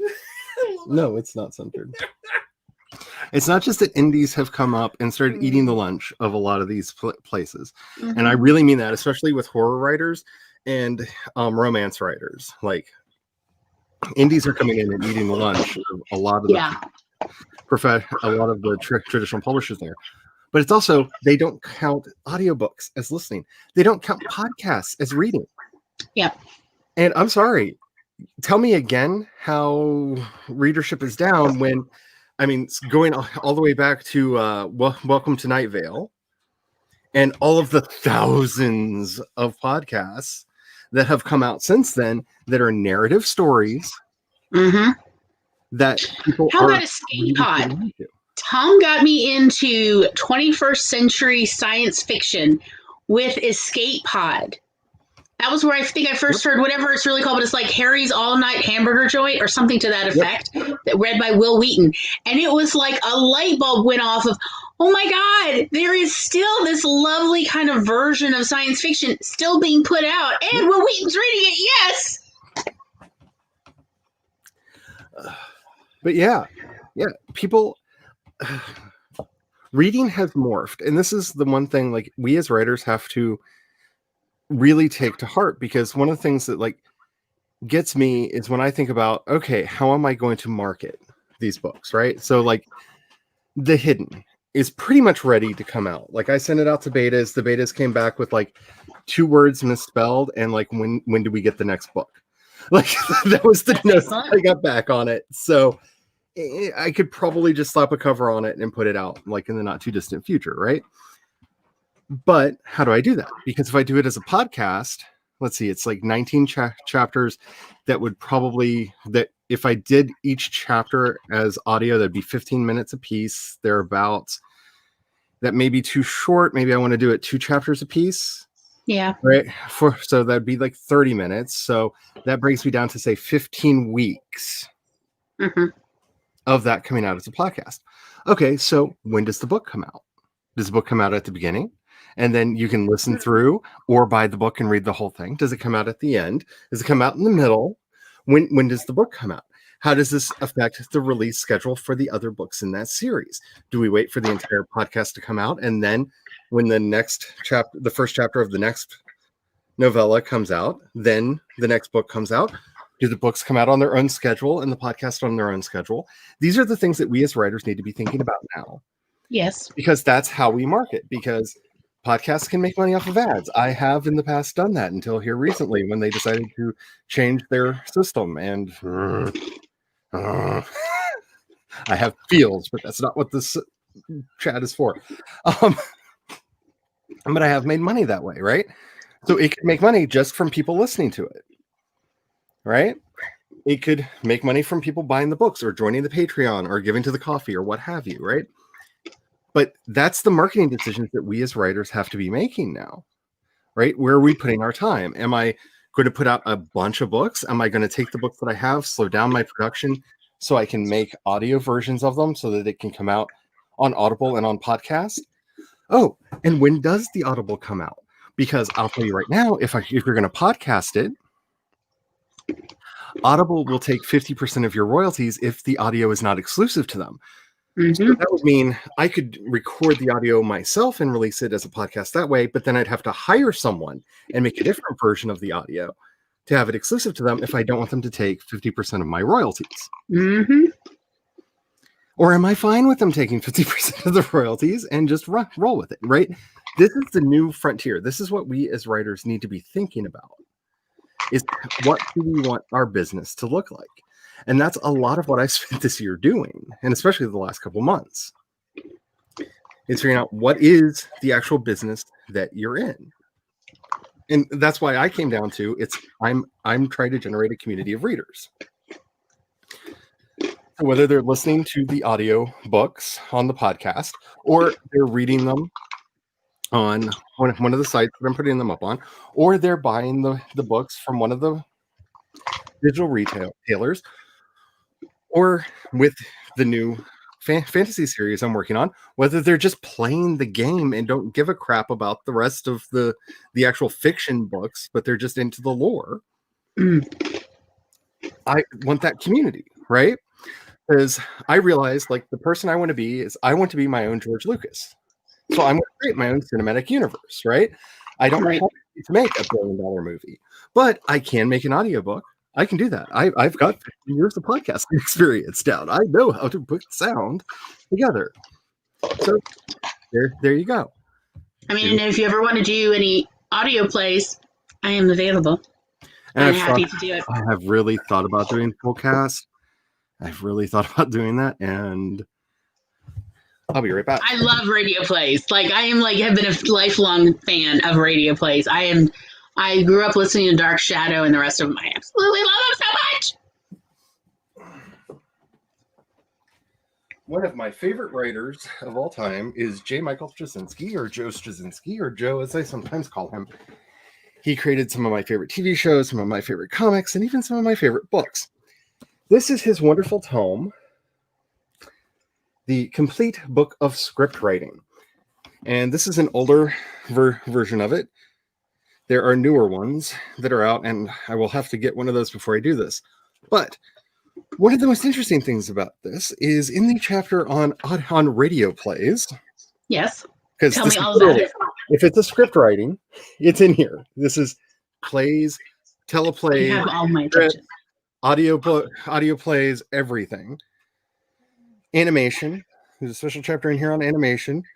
But in the chapter on radio plays, he actually includes, if I can, here we go, not just like actual pages so you can see the formatting and how that traditionally works, but he actually has, here we go, sample contracts for Very you nice. with your with your readers, so that they clearly understand what rights they're selling to you when you do that. I have recommended this book on many occasions to people that are interested in doing audio work and podcasting for that very reason. That this has actual contracts in here that you literally can just change. It's got the blanks for you to fill in the names. That sounds fantastic. Because it has all of the industry standard contracts and everything in here. So if you're interested, I already want it. I'll have to put it on the long list of books to buy. When I have I'm going to go run and grab this real quick because that's the thing, is making sure that those contracts work, make sure that they can be funded adequately and all of that other stuff. But I'll be honest. Look, I ain't doing anything. You don't have to fund me. But I'm still happy to do it because, like all local theater, I love an excuse to be overly dramatic. No, I promise I won't be overly dramatic. But you know what I mean? Like, I love to play pretend. My favorite thing to watch right now is the Goes Wrong show, which essentially is a lovely visit into local dramatics. Everything goes wrong in their little 30-minute plays. It's fantastic. It's British, so it is very wrong. That's actually a very good question. Welcome back. And we got on some soapboxes. There's been some preaching. They were lovely. Loved the hallelujah, kind of commiserating. And if y'all want, maybe we'll do a sprint soon. But Aww, I've really been enjoying words, Amber. I've really been enjoying the conversation. So I was not trying to stop it, but yes. I believe. Yes, I sort of derailed when I showed up. I derailed the whole show. Oh no! I came back here because sorry. The hubby's in this place where he's just like, I'm going to clean. He decided they should be fine at the restaurant today. He's taking a 5-day weekend for Christmas because he was not on vacation all year. Good. I think it's probably very needed. Yes. And so he's running around the house doing all kinds of stuff. And I just got annoyed by it. And I'm like, I'm going to go in my office. I'm like, why should I be back here alone when I have my internet friends? Right. Exactly. And so I started a stream just because. So if y'all want to do some more sprints, we could do that. But I was really enjoying the conversation. Yeah. Well, what about we could do even a short sprint if you don't want to do one too long. Oh, there's so many Tugwaddle things.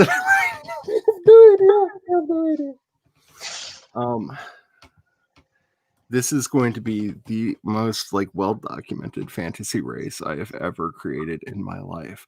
I'm literally currently, for anybody who is reading along, when I had my screen up, this is literally their coming of age ritual. Uh-huh. When they turn 15, what do? This is the Rite of the Prism. This is how a Tugwaddle becomes an adult.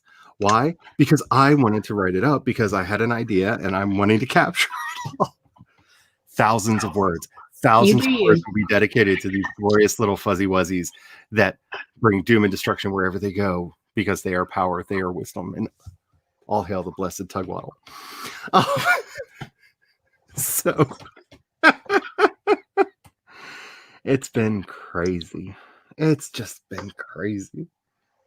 But yeah, we could do some friends if y'all want to, or if you have another I mean, I topic. could actually write something. I wasn't planning to today, but there's so much. The warning I tried to give people at the very beginning, but I think I was still at 0 viewers when I said this. Oh. This may be my 5th cup of coffee today. Mm. I usually limit myself to 3. But my brain was wanting to stay in rumination mode, and I was like, I'm just gonna like kick the hyper drive into engage. You know, 2 quarts of coffee later. Hi, everybody. Yum.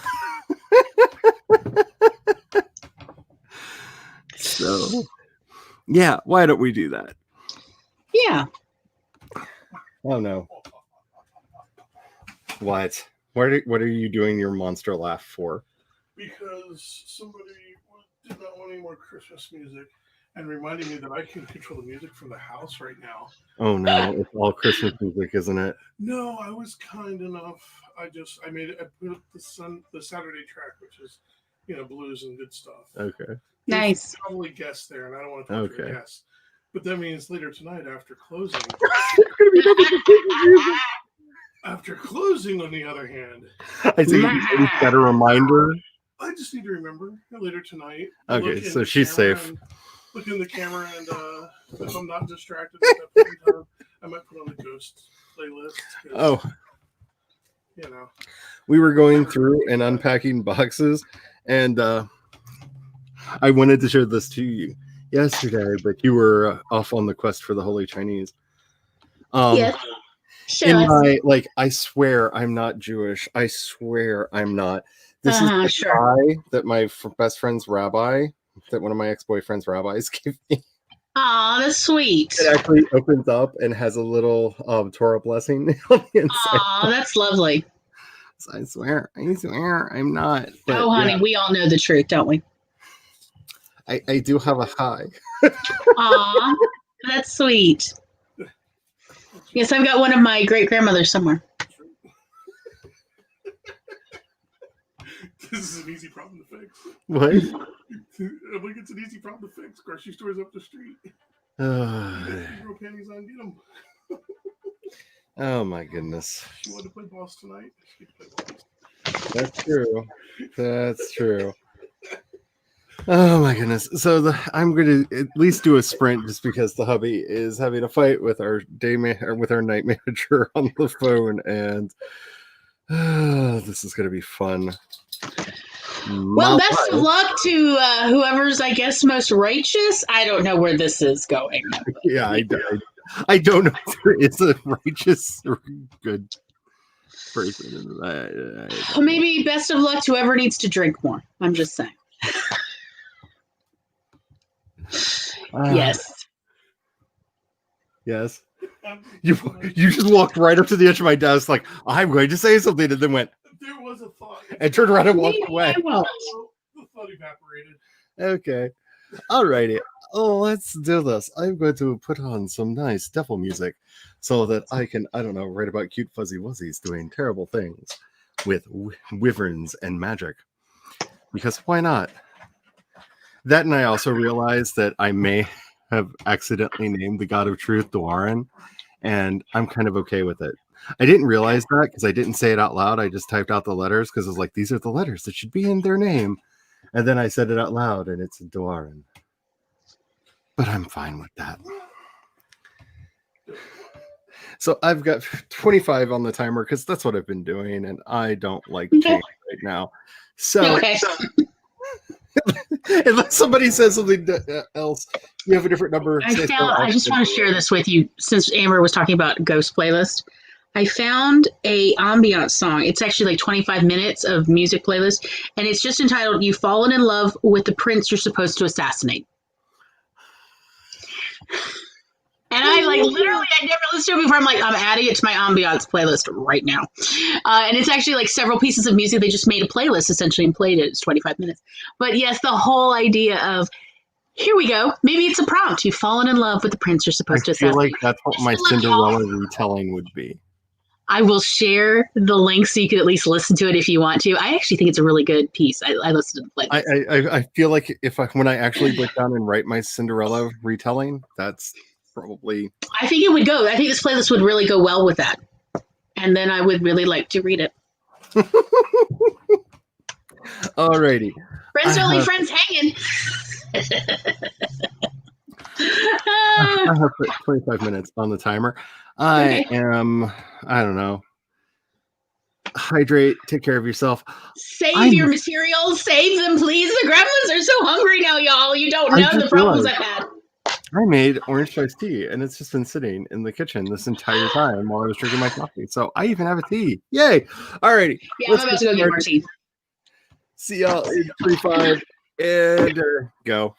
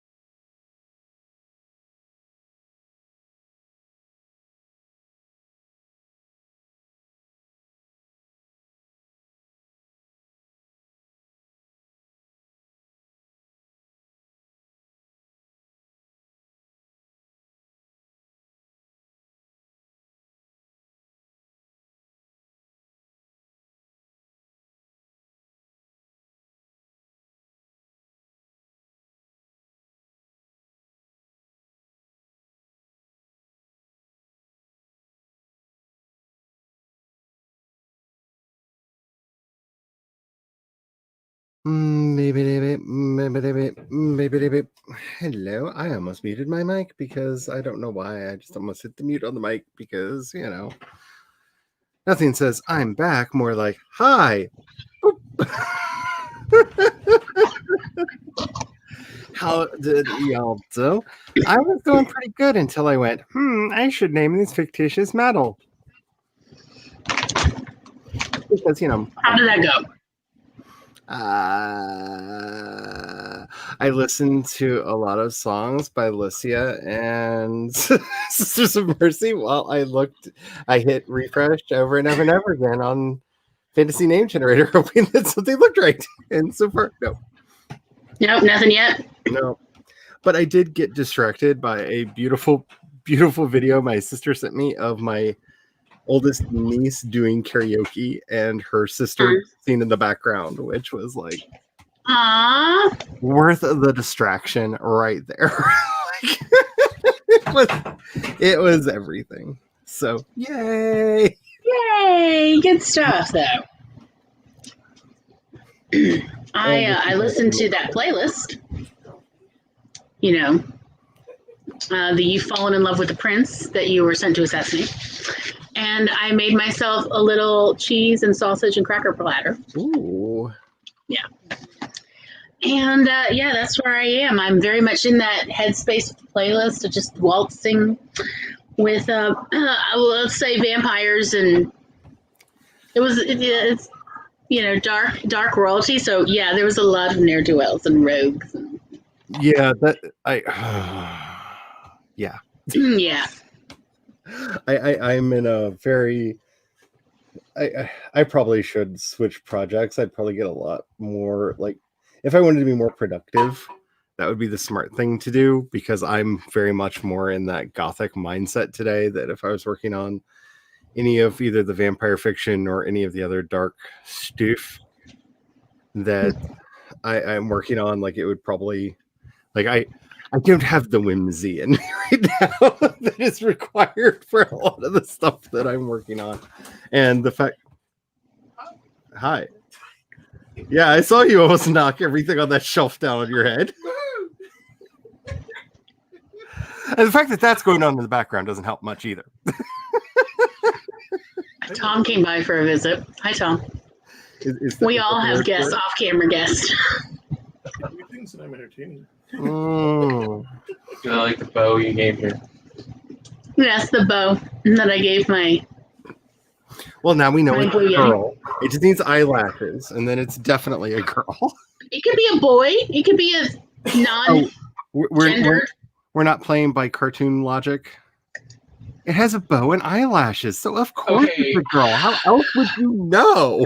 Okay, so we watched Rudolph the Red-Nosed Reindeer by Rankin and Bass. I made him watch it for And we have Christmas Eve. several questions about was it purposeful, coincidental, or absolutely There's some accidental? really interesting queer coding going on. Yes. Considering it's like, 64? Yes. So Hays Code was still, it's on its last legs, but it was still there. Yep. So my favorite questions are, if only female reindeer keep their horns, and we keep referring to Rudolph's dad is the one with horns, Donner. Does that mean they've all switched roles among the reindeer?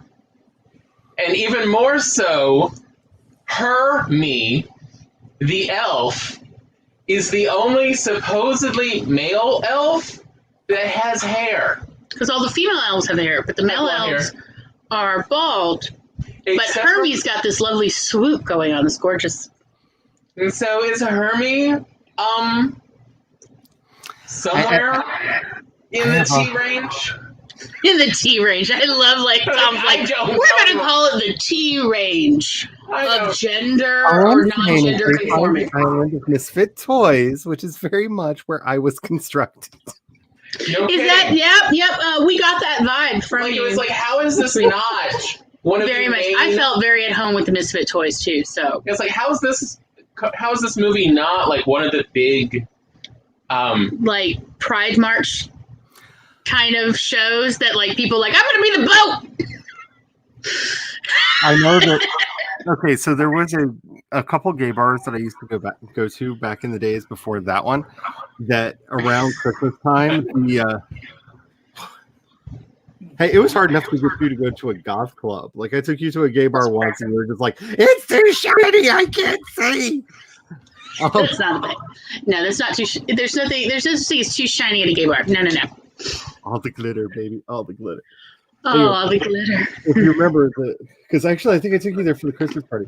He actually took the a lot. Well, it wasn't just that one. It was that one, and what was the really horrible like We've Got Questions sequel? Santa Claus is Coming to Town. Oh, no, that's the one that I'm like, no, that's for pedophiles and it's wrong. And he edited them together into the craziest dance mix Oh, that he would God. project on the wall while like really obnoxious techno music is playing. And oh no, you're thinking of no, you're thinking of what Michael used to do at Orpheus. Oh yeah. He like would cut together like. If you want more sausage, you're gonna have to cut your own. No, I'm gonna head out. I gotta go. Rudolph with Another one to go? rotting reindeer corpses and all kinds of stuff. Yeah, but that's a goth bar. That's very much a goth bar. Sorry, I have to feed people. It's part of my language of love. You just type in fallen. Yeah, you fallen. You type in you fallen and the playlist will show up. You fallen in love with the prince you were sent to assassinate. It is 26 minutes. It's fantastic. Highly recommend it to everybody if you're into dark royalty core, vampires, anything. Is this on YouTube's or Spotify? It's on YouTube. Okay. I sent you the link, sweetie. Okay. Charlie, I sent you the link on Discord because hello. Hi, sweetie. Hello, Megan. I had no idea I was streaming today either. I had no idea, but it was a lovely surprise. I came back here to escape this one, and he followed me. So I can't imagine. It doesn't sound like recipe for a relationship right there. this is kind of a. Yes, and you were in the other room texting people and yelling and trying to Skype off work. Yeah. So work followed me to that room, and I left it. It came here. So you came to my office, so my work could haunt you. Apparently, they were too scared to go to your office and text me. Well, I am frightening. I have threatened to set these people on fire. Anyway, for the record, I think boys can wear bows, pretty bows that are all grosgrained and everything. Anyway. Are you saying I need to bring back my pointlessly gendered instead of the pronouns? I mean, I wouldn't mind, but I'm not like saying need to or something. Very nice. Excellent work. That's awesome. CB the Beast, 325 words. That is amazing. She's amazing. She's so talented. To run an errand while Pepper met her cousin and aunt for coffee, while the girls were at the Irish dancing lessons. Can I just say, the one thing that I want to do more than anything when this is over is throw an honest-to-God old school promenade. Like, if you've never promenaded in your life, like it's one of the oldest schools of old school dancing that there is. Actually, if you've seen the Vampire Diaries, they do a promenade for the Founders Day events for the Miss Mystic Falls. They do a promenade dance that the contestants all participate in. So if you've seen Vampire Diaries, you've at least seen a promenade. If you don't know what one looks like, because there is a promenade dancing there, and they're amazing. They're wonderful. I love them. And What? If you're not so much into dancing, you can learn sharking, and then it takes promenading to a whole new level. You have to be very careful saying that because that has a very different meaning in the modern world. Yeah. Yes. Yeah, but I'm sorry. And you should probably speak up because I don't know if the microphone's even picking you up. In the context of promenading, there's also the wonderful term of sharking. It's promenading to a whole new level. But yes, there it is. There it is. Yeah, it means something completely different in the modern term. And well, I mean, That's why I told him you had to be careful saying that. If you're going to try to do that, I mean, you're talking corsets and stuff, you're going to lose your fingers. The whalebone will eat your hand. You would just be hanging off the bust, and they'll just be dancing around with you hanging there. Yeah, this failed. I watched all of Dickinson this past week. It's so good. And the dance party, the house party. I thought of you. I love that show so much. I I can't wait love to- Louisa May Alcott so much. Like, I'm just in this for the hustle. Oh yeah. Louisa May guy who chases a whale, like a white whale. No, that sounds stupid. I'm just dying. I am dying by myself at 2 a.m. watching this. Just dying. Oh my goodness. And their version of Thoreau, I love. Like, it's the first time I've ever seen Thoreau accurately presented in media ever. As well, she's like, "Why am I seeing you? You've come to visit me for my funeral?" And he's like, "I set fire to my cabin in the whole woods." So, spoilers. Wiz Khalifa's death is. I love his death. It's very much, very much inspired by what's his was it Duquesne? No. Oh, why can I not remember Mr. Bones' actual real name? The New Orleans guy. Papa Limba? No, that's Constantine. No. I'm talking about like he was a real man in New Orleans in like the late 1700s, I think, and his nickname was Mr. Bones, but he actually had a real name, and I thought it was something with a D. His last name started with a D, like Ducanesque, or it's on the tip. Anyway. But he very much reminded this real person who very much was sort of like portraying a character, but like sort of cosplaying it in real life New Orleans in the 1700s as a walking Mr. Death. It was really fascinating to read about. But that is how I really felt like whether they realized or not, they were taking a page from this man as for Death. And I was like, it was wonderful to watch. Anyway, nobody asked me. As somebody who's watched that, no, I'm sorry. I'm looking up Mr. Bones right now, trying to find the name. Yeah. The thing that really gets me about that is on successive rewatchings of that, because I have watched it way too much. The little details of like when his arms move and you notice he has no skin under his gloves. Yes. Like digitally removed. Like he's wearing gloves. Like it's just affectations for her. Yeah. Like it's a skin he puts on to be, polite and mannered to her, but in fact he's still underneath it all, still Death. Yes. I loved it, and I love that her dress always changes whenever she goes to see Death. And she goes from a very plain, very sort of puritanical, modest behavior to, "Welcome to my satin red dress. I am here to chill with a man I barely know called Death." "Hey, baby, when will you come for me?" "Not for a long time." Oh, I love that show so much. Yes. But yeah, it was excellent. I loved it. And frankly, I thought the sex scenes were a little chaste. And I also feel like that it is very much a show about writers for writers, because I felt called out by a lot of the writing scenes in there in a way that most shows I don't. Louisa May Alcott, every scene she's in, I feel so called out, and I love it. I revel in it. Y'all all need to watch it if you haven't. If you don't have Apple TV, whatever subscription, call me. I will try to help you. Yeah. Because I think all writers should watch it if they have any interest in it. It is so good, and I can't wait to tell you though, Emily Dickinson's Wikipedia page on their hand is way more wild than that show. Yes. And it's so long, because I was like, there I am, like several episodes. I'm watching it while reading the Wikipedia article, and I'm just like, oh my God, go on. Because so much has been added from the last time I read this, like 8 years ago. There's a lot of wildness going on. I've often said she's my favorite poet as long as you read her actual poems and not the ones that the man went. If it's got punctuation in it, she didn't write it. Right. But, oh my goodness. Like, yeah. Because the hubby's like, did any of this like really happen, or are they just sitcomming her life? And I'm like, well, she had a lot of the relationships that are depicted throughout this show in very those are very honest. I mean, profound ways.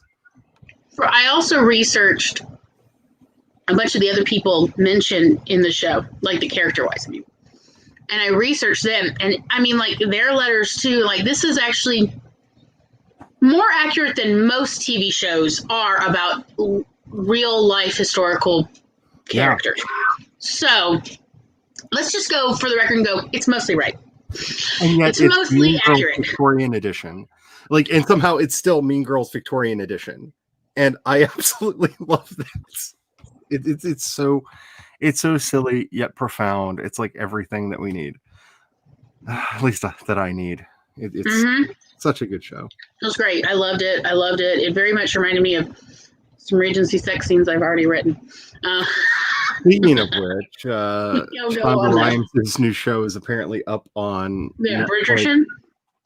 and making people a little hot under the collar. And I'm just like, it's Shonda Rhimes on a show where they're on a network where they're just like, oh, nudity? Have fun with that. I'm just like, this is going to be raunchy AF because Shonda Rhimes shows get like right up to the edge of what they're allowed to do on television, and then they have to stop because the networks won't let them go any further. Netflix don't care. I watched Sense8. I love Sense8. It's a great show, but I watched that. Netflix don't care. So I can't wait for that one. That one's going to be fun. And the new season of Letterkenny also came out today. So Yeah. Merry Christmas, y'all. Merry Christmas. So much That's what I'd be watching fun. right now if I wasn't here. I haven't watched Soul yet. I want to watch Soul because I love me a good. Yes, I really want to watch that one. That's top of my list too. That also came out, and Wonder Woman 84 was good. I haven't watched Wonder Woman 84 yet, although I heard Kristen Wiig's villain is really good It is and really, very 80s fabulous. They And did I'm a like, I'm really here good for job all with the her. 80s fabulous. And I don't know how to say this without sounding insulting to Kristen Wiig because I think she's a very attractive woman. But the character arc that they give her is the one that's usually given to the like supermodel that they put glasses and a wig on and curl her hair, and then they straighten her hair and she takes her glasses off and like, oh, you were beautiful the whole time. Like, Right. That storyline is kind of the beginning of her story. And I love Kristen Wiig. I don't want to take away. I'm not saying that she's not beautiful, but she's not a supermodel. Like she's a real looking. There's a reason, look, she's like, if you're too pretty, they won't let you do comedy. Yeah. And I'm just saying, like, they let her do comedy. She's like, I would say more closer to the girl next door. Yeah. And I love, she's still attractive. And I love seeing somebody who like just shows like it's actually a lot of it is confidence and how you hold yourself and how much time and energy you're willing to put into presentation that makes the difference.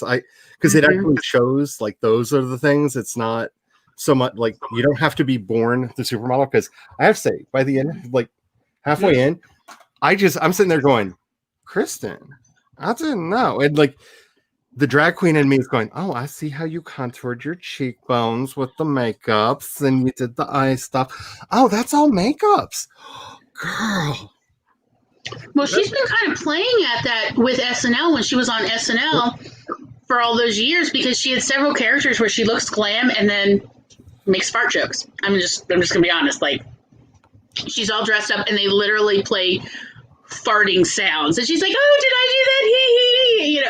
And everybody laughs. Like she plays at that. And her SNL episode that she just did was excellent. Mm-hmm. I really enjoyed it. I enjoyed it a lot. I enjoyed it a lot more than I thought I would. Though, and I'm sorry, I don't feel like this is a spoiler, even though it's probably a spoiler. I just can't wait to see how they kill Steve in the third movie. Because I feel like this is going to be the trope of the series. He's the Kenny of the series, and they're going to find a way to kill him in each and every one. And I can't wait to see how he gets brought back in the next one and killed again for reasons. Like, I'm sorry. That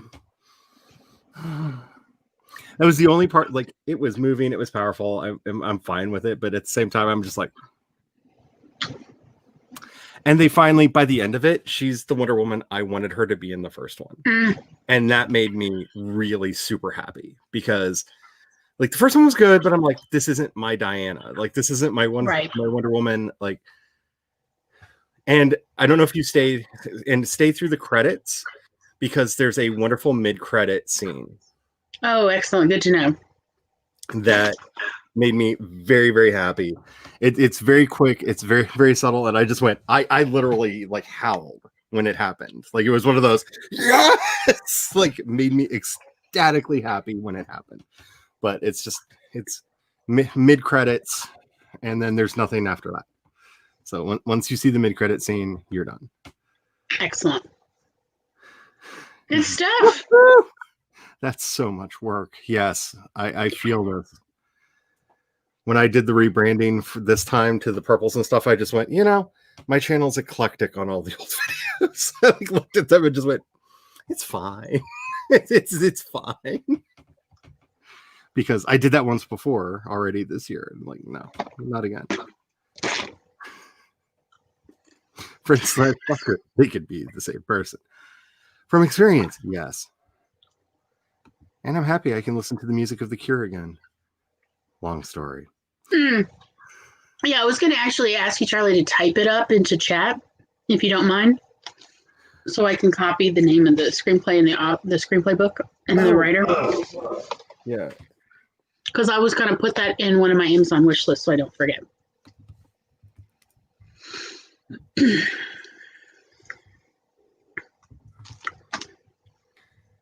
And of course, the hubby runs out of the room right when you say that. I'm hoping I remember how to spell words. What are those? I don't know. I hear they're newfangled.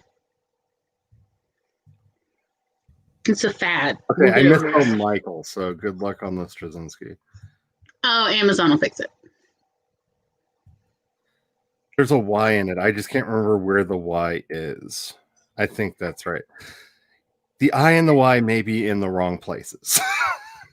I have every confidence. But yeah, it's the complete book of screenwriting. And I did look last time I talked about it, and it is still available. There's actually a revised version of it. But if you are interested in doing any kind of script writing, it's in there. It is in there in its entirety, like how to write a stage play, how to write a radio drama, how to write for television, for movies, for animation, comic books. It's all in there. And I absolutely love this book. And wait a minute, is it screenwriting or is it script writing? Let me go double check. I just confused myself. It's script writing, not screenwriting. Script writing, okay. I started talking. I'm like, I said the wrong name. Because I was going to have the hubby double check me on that. So let me just put the star. Oh, you're right. It doesn't. It's a ski with an I. You're right. Ski with the I. But it did find it. Amazon found it, so I don't care. I don't care. Used as for hardcover $25. Show me paperback. They're probably misspelled writing. I don't know. I'm in a bad place today. No, why are you trying to block me? I typed in screenwriting, and yes, I misspelled screenwriting, but then StreamYard said, "Do you want to block this user?" And it was me. What? No, StreamYard. There's so much. I don't want to know what I would have to go through with YouTube to unblock myself. Okay. No.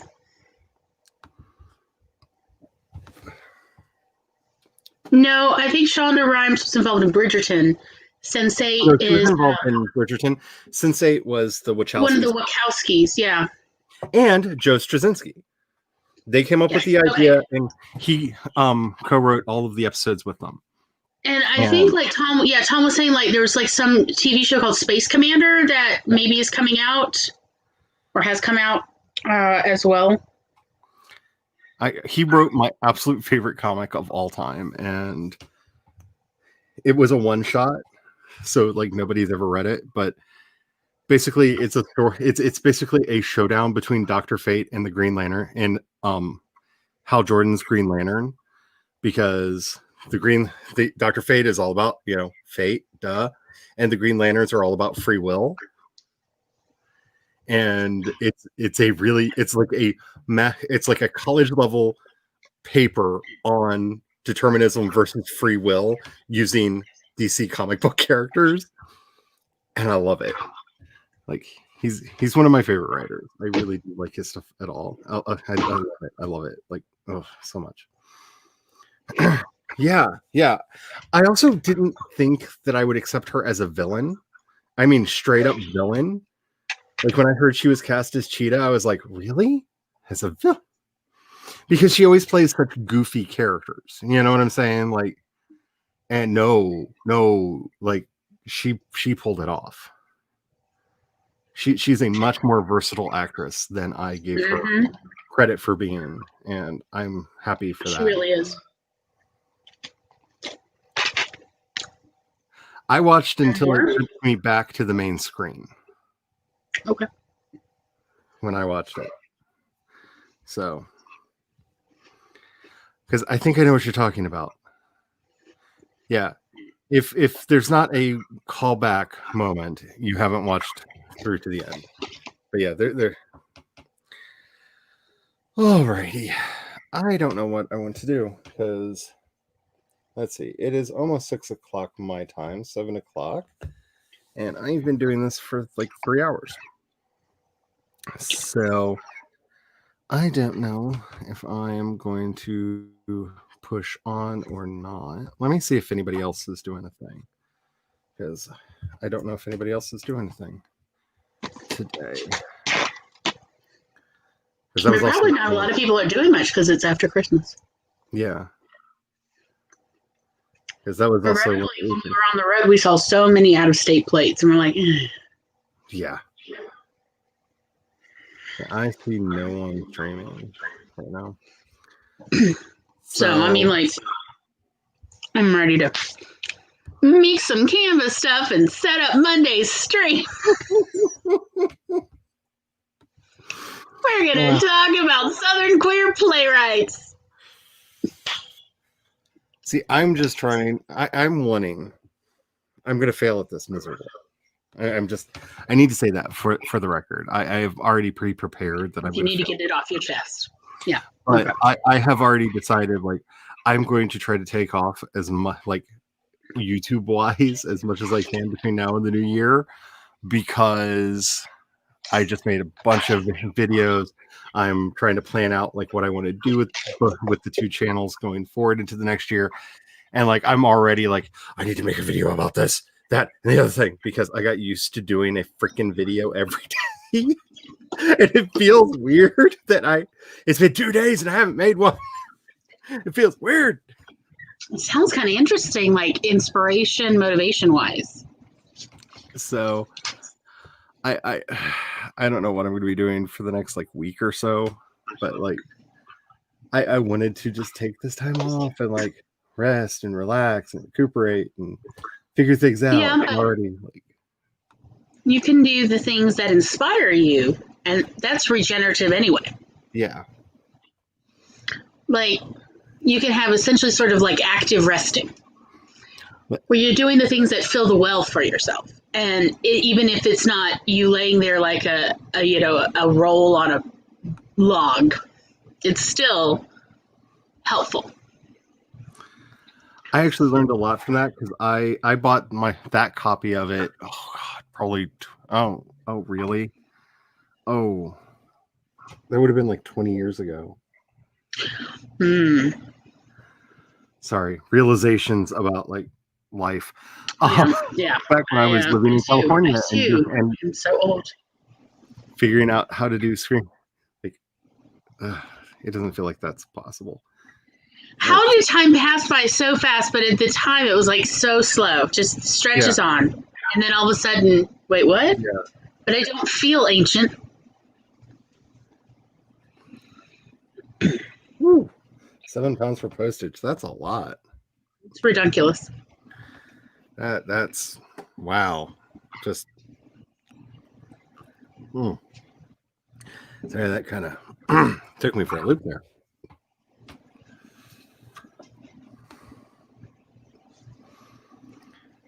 Yeah.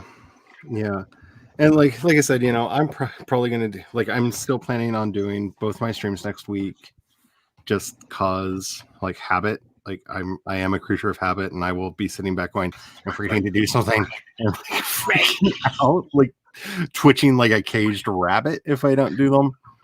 Can't imagine. Because that's the kind of person I am. So I will be doing that. I don't know what else I'm going to be doing. I have so much writing I want to do, but the problem is I've got 3 stories that I'm completely obsessed with right now, and I have Larry Moe Curly syndrome, where they're all like stuck in my head, and like none of them can get through the door.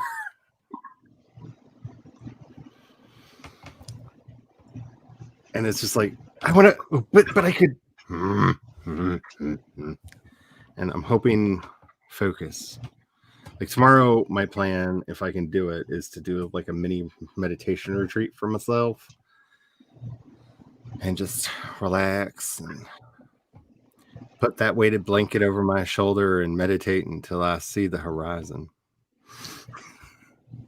Which would not be the first time that I've tried to do something like that. And hopefully it goes as well as it did last time I did that.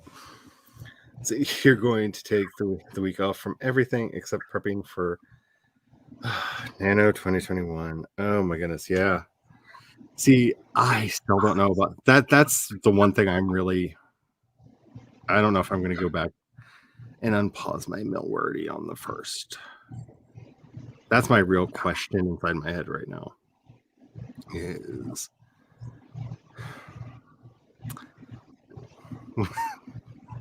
if I don't do the daily tracking, because see, here's where I'm at. If I don't do the daily tracking like I was doing, both World Anvil and Scrivener actually track your words. If you use Scrivener, if you go under, I think it's edit. Is it under edit or is it under project? It's under project. You go to writing history, and you can also go under if you go under writing history, it will show you a full breakdown of how many words you wrote when, where, and in what part of the draft and what have you. So technically, the thing that caused me to have my weird spiral with Milwordy was the spreadsheet. It was tracking doing that daily tracking, because I was also tracking by project, so I knew exactly how much I was writing on each project at all times and all that crap. So what I'm thinking about doing is just writing, and then once a month, when it comes time to do the Milwordy update video,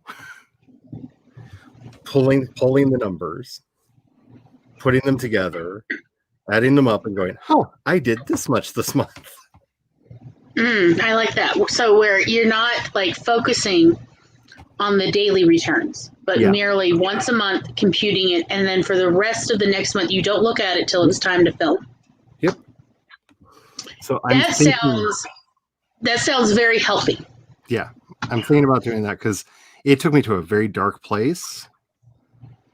Because I can see that. I'm very micromanagey. Like, there's a reason that even when I'm helping out with stuff at the restaurant, I generally do it from here because I am the dark side when it comes to business. Like, I am all about the spreadsheet. I am that stereotypical asshat in the basement with the spreadsheet that's ready to just start firing things and cutting waste.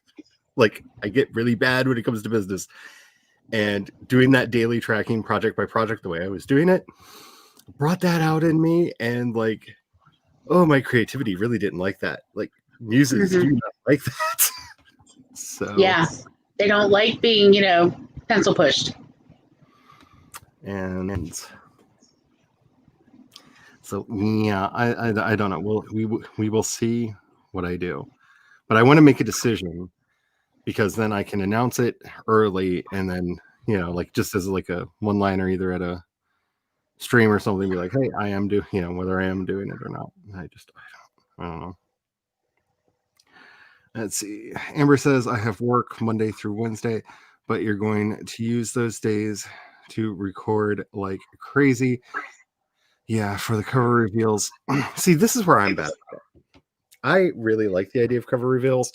And I think everybody thinks that they know what the covers of my stuff's going to look like, because I'm constantly doing stuff like, where are you?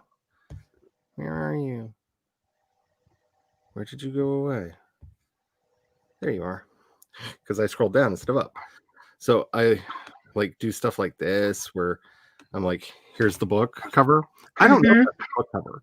I make temp covers every time I start a project, because it helps keep me focused and keeps that project in my mind. I'm a very visual person in that way. And so when I started this project and every project, I actually have a temp cover, and sometimes they survive to the end because I just really like them that much, and I really like this one. So this one might survive to the end, but because of the way I do things, I'm bad about just like, hey, y'all, did you see this thing I did? There's a reason I don't write suspense, y'all. There's a reason.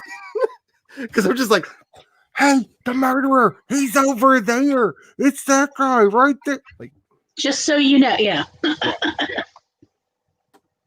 there's a reason I don't write suspense novels. So yeah, I probably should be better at doing like, hey, look, y'all, here's the cover reveal, like closer to publication. But like I know that that's a good thing. I see the numbers on it, but I'm so not that person.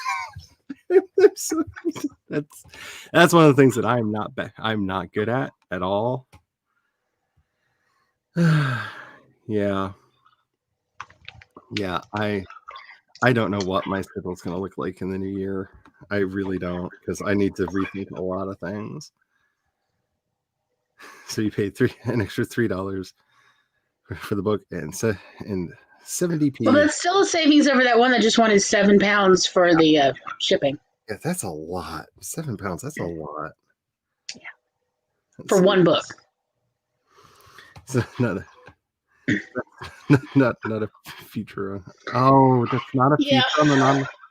See, I have both because when I renewed my license, I think it was when 2 or 3 came out. I think it was when 3 came out. They had a bundle where you could get both really cheap. And so I have both. I just never used the other one because my eyes have gotten so bad it's hard for me to type on the other computer. I just use it for games and stuff, like seeing letters and stuff is not, I can't read off the other computer hardly at all. So I did not know that, but yeah, that sucks. That's one of my favorite features because it keeps like the entire like writing history of the project. Really pretty. I likes it. Let's see. I thought I had saved your. Oh no. Oh no. Yeah, I like the spreadsheet that I had. I really do. I basically stole Jules's and didn't steal it. She offered it to the world. So it wasn't really theft, but then I modified it for my own use. But yeah. Yeah, I don't know. Because I want to get back into that mindset. I want to be doing a lot over the next year. And like I know, like I'm looking at just the journals that I have in front of me, and that's 7 books outlined. That's 4 books outlined. I have a stack of outlines right here that let's just have some fun with this. Heft that tone. I have plans. That's all these are, is my plans for the upcoming year. And yes, I intentionally wobbled my camera by dropping it on the table to prove how heavy they are. I have plans. It's just whether or not I'm going to get how I want to get through all of them. That's the real thing. Alrighty, so it's been 3 hours. I'm going to call it because I don't know. I want to go in the other room and maybe play a video game. Because it's Saturday, y'all. I don't know. You ever going to start Twitch streaming your gaming? I have thought about it, and I actually did stream my Wiggly Wonderland run last Saturday, I think it was. And one person showed up. It said that there was one person there, but nobody ever said anything in chat, so I don't know who it was. And it was the most embarrassing run of the game I've ever done in my life, because I literally the glitter slime was right in the first place I looked, but I ran past him and did not see nor hear him. And so then searched everywhere else on the map trying to find him, because somehow I missed it. Sounds rough. Literally looked up I was like, and just went to Twitter and looked up somebody, because somebody inevitably is going to screenshot where they found it. I was like, that was the first place I went. And I ran back, and there he was. And I was just like, this is the most depressing run of this very joyful game that I've ever done. So, Aw. I am thinking about it. I am actually tempted because Spence has been going on and on and on so much about how great Don't Starve is, and I've never played them. They're all on sale right now for $13 for all of it on Steam. Wow. That's all the games and expansions and whatnot. And I'm just like, maybe I should try that. And if I do, I might. I know if I can get over my social anxiety, Kat and I are going to start streaming on one of our channels, if not both of our channels, me learning how to play Stardew Valley, because we've talked about that. So I do know that is the thing that's going to be happening. But Yeah, and I think like Kat and I, and I thought you were going to do maybe Monster Prom together at some point. I do. But see, that one, I promised Peanut Gallery to be there on it. She, more than anything, wants to see what would happen with me playing this game. So that involves an additional layer of scheduling, because Yeah, that's true. yeah, she's usually at work when I'm awake and doing things. Did you see that Amber outed herself Wait, what?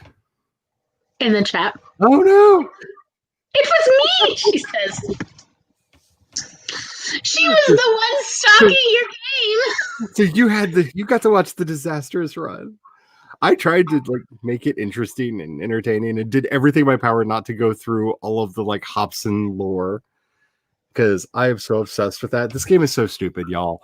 Like literally, you run around, you collect little slimy critters, and you raise them and you feed them because their poops are valuable. Like their poops are worth like lots of money. So you like breed them and raise them so that you can get more poop. Like that's the whole point of this silly game. But littered throughout the game are these little like letters that Hobson left about him and his life and all the stuff that happened there. And I'm so like, this game is a proof of why lore is important. Because it's a silly, goofy little game that I have so many toys that I have bought from. Like, they've made much more money off of me than they probably should have, because I am just obsessed with the lore of this game. And like the one guy who's trying to redeem himself because he accidentally poisoned a whole bunch of people with his artificial food company, and like Michi and her husband, and I'm sorry, and her father. Let's see, no, because she just got a boyfriend that may be her husband, and her long story about her and her father and how, oh, I just want to like him to be in the game so I can beat him up. Oh dear, drama. He went and got disappeared too. And it's like, none of this is stuff you actually play through. This isn't like, there's no RPG element to this. These are just like little notes that you find here, there, and yonder, and little messages that happen. Like, it's just lore for like, why is this new zone here? Because that's where Ogden used to go and like try to do things, and where he found this weird berry thing. So here, let's find out more about Ogden along the way if you want to. Like, it's so Just because. This is why lore is important, because people like me get obsessed. Mystery guest is a mystery no longer.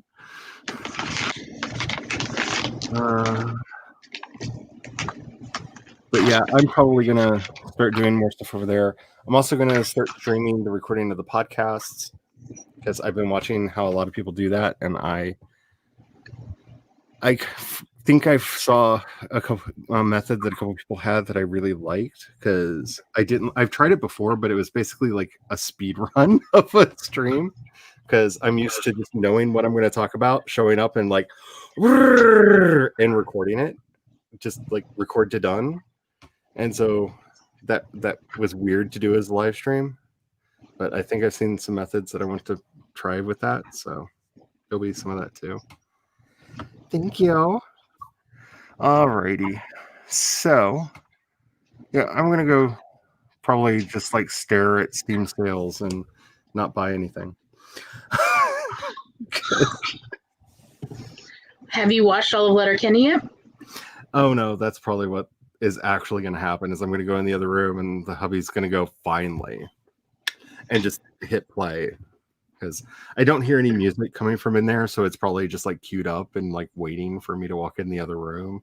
Like it's a trap because he's obsessed. I'm just saying, you could watch Letterkenny. Alrighty. That's what I likes about you. That is what I likes about you. So don't forget to check out the Awkward Siblings. What is it? Awkward Siblings Go to the Movies, or Getting Excited About Movies? Getting excited about movies. On Monday, because of that 4 p.m. Eastern. And We're going to talk about queer Southern playwrights that you can watch. Mostly because it is a way to see how some people have done own voices. Yeah.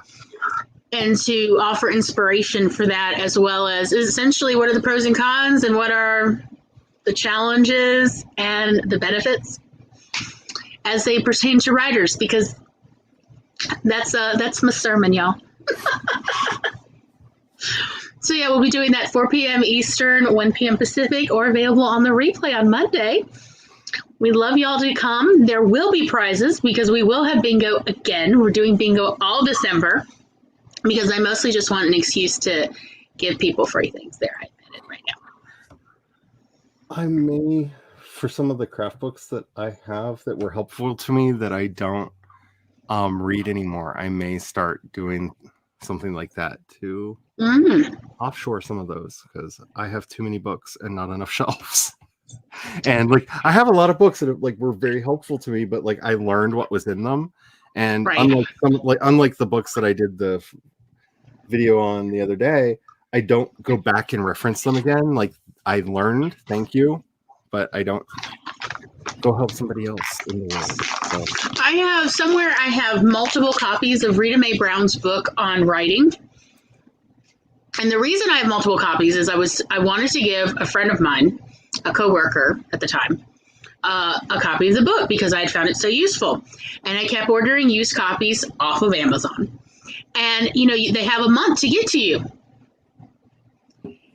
And they kept not showing up. This went on for 6 months. And so every time we had to contact Amazon. Amazon's like, fine, do you want a credit so you could just order again? Or do you want us to just go ahead and order one? So they would keep sending me another used copy and another used copy. And none of these ever arrived. And I swear to you, I was like, I've had enough. It's been like 4 months, something like that. I've had enough. I'm going to just order off Abe's Books. Well, Amazon owns Abe's Books too, but at least I could order. Most of those are book vendors. So I ordered it. That one came in. And then guess what came in around month 6? 4 or 5 copies suddenly just showed up all within about 10 days. I guess somebody found them in the back of the post office. And so I have a variety of editions of Rita Mae Brown's book, which is excellent, by the way. I really like it. They're my 2 favorites. One was written by Rita Mae Brown and one was written by Walter Mosley. And those are my 2 favorite writing books. Like to kind of coach, you're going to be a writer. It's going to be all right. Here's how you do it. Rita Mae Brown's one, she's like about health. Go get a real estate license. That's why I have the book for the Mississippi real estate license to study. When she was like, you need another job till you finally make it. And she recommended real estate. But now I've got like 4 or 5 copies somewhere floating around, hidden in the living room. And then I have the wonderful collection of books that like I already had, but people didn't know that I had, and were like, "Oh, you're a writer? That's a writing book. Let me get you that for birthday, Christmas, holiday function," or just to show that I see you as a human being. So there's a couple books over there that I've got like 3-4 copies. Yes, I have multiple copies of Jeff Vandermeer's Wonder Book because there was a misunderstanding between me and several people, and I bought a copy, and then they bought me a copy, and then I had already just ordered another copy so I could take that copy apart, so I could post it up for collages because it has gorgeous pictures, gorgeous artwork in it. Yeah. Alrighty. It's time for So- us to redistribute the wealth, y'all. Yeah, because I've got a lot of things what I don't really require anymore. Though I am also looking forward to the day where I break down and decide to just do a series on Dragonlance novels, because we haven't figured out what shelf they're going to fit on when we move them back here, but I have two like giant boxes of all my like I have like all like 60 some Dragonlance books because I'm that person. Like, right here, I don't think you can see it. I think it's too low, but this is actually the first edition Dragonlance game book right here. Oh yeah, it's kind of hard to see. It's like far away and small. Yeah. Like, I may be low-key obsessed with Raceland and Caramon and them. Anywho, and I ended up marrying Flint, but that's a whole other story. Anywho, he thinks he's Tasselhoff Burfoot, but he's not. He's not. It's not. He's not that sneaky. I grew up in the first several Dragonlance novels. That was Gotta say that quietly, or he will run into the room and like give his bona fides as to how he's secretly Tasselhoff. Anywho. okay. Amber, we have so much to discuss sometime. I am very interested of it ain't what you do till you write. Alrighty. Yeah, I'm just gonna say my normal thing when we leave, because this world is a horrible nightmare hellscape where people like J.K. Rowling can come in third place in a contest that you're not even supposed to be entered unless you have both morality and in knowledge of the matter on which you wrote about. And she demonstrated neither of those things, but she still came in third. Yay. Yeah. Oh, this world. Anyway, remember, y'all, Black Lives Matter. Black trans lives matter. Trans rights are human rights. Amen. And trans identities are magic. And until next time, may you have the courage to write your dreams into reality. And don't forget to have the fun. Bye. Bye.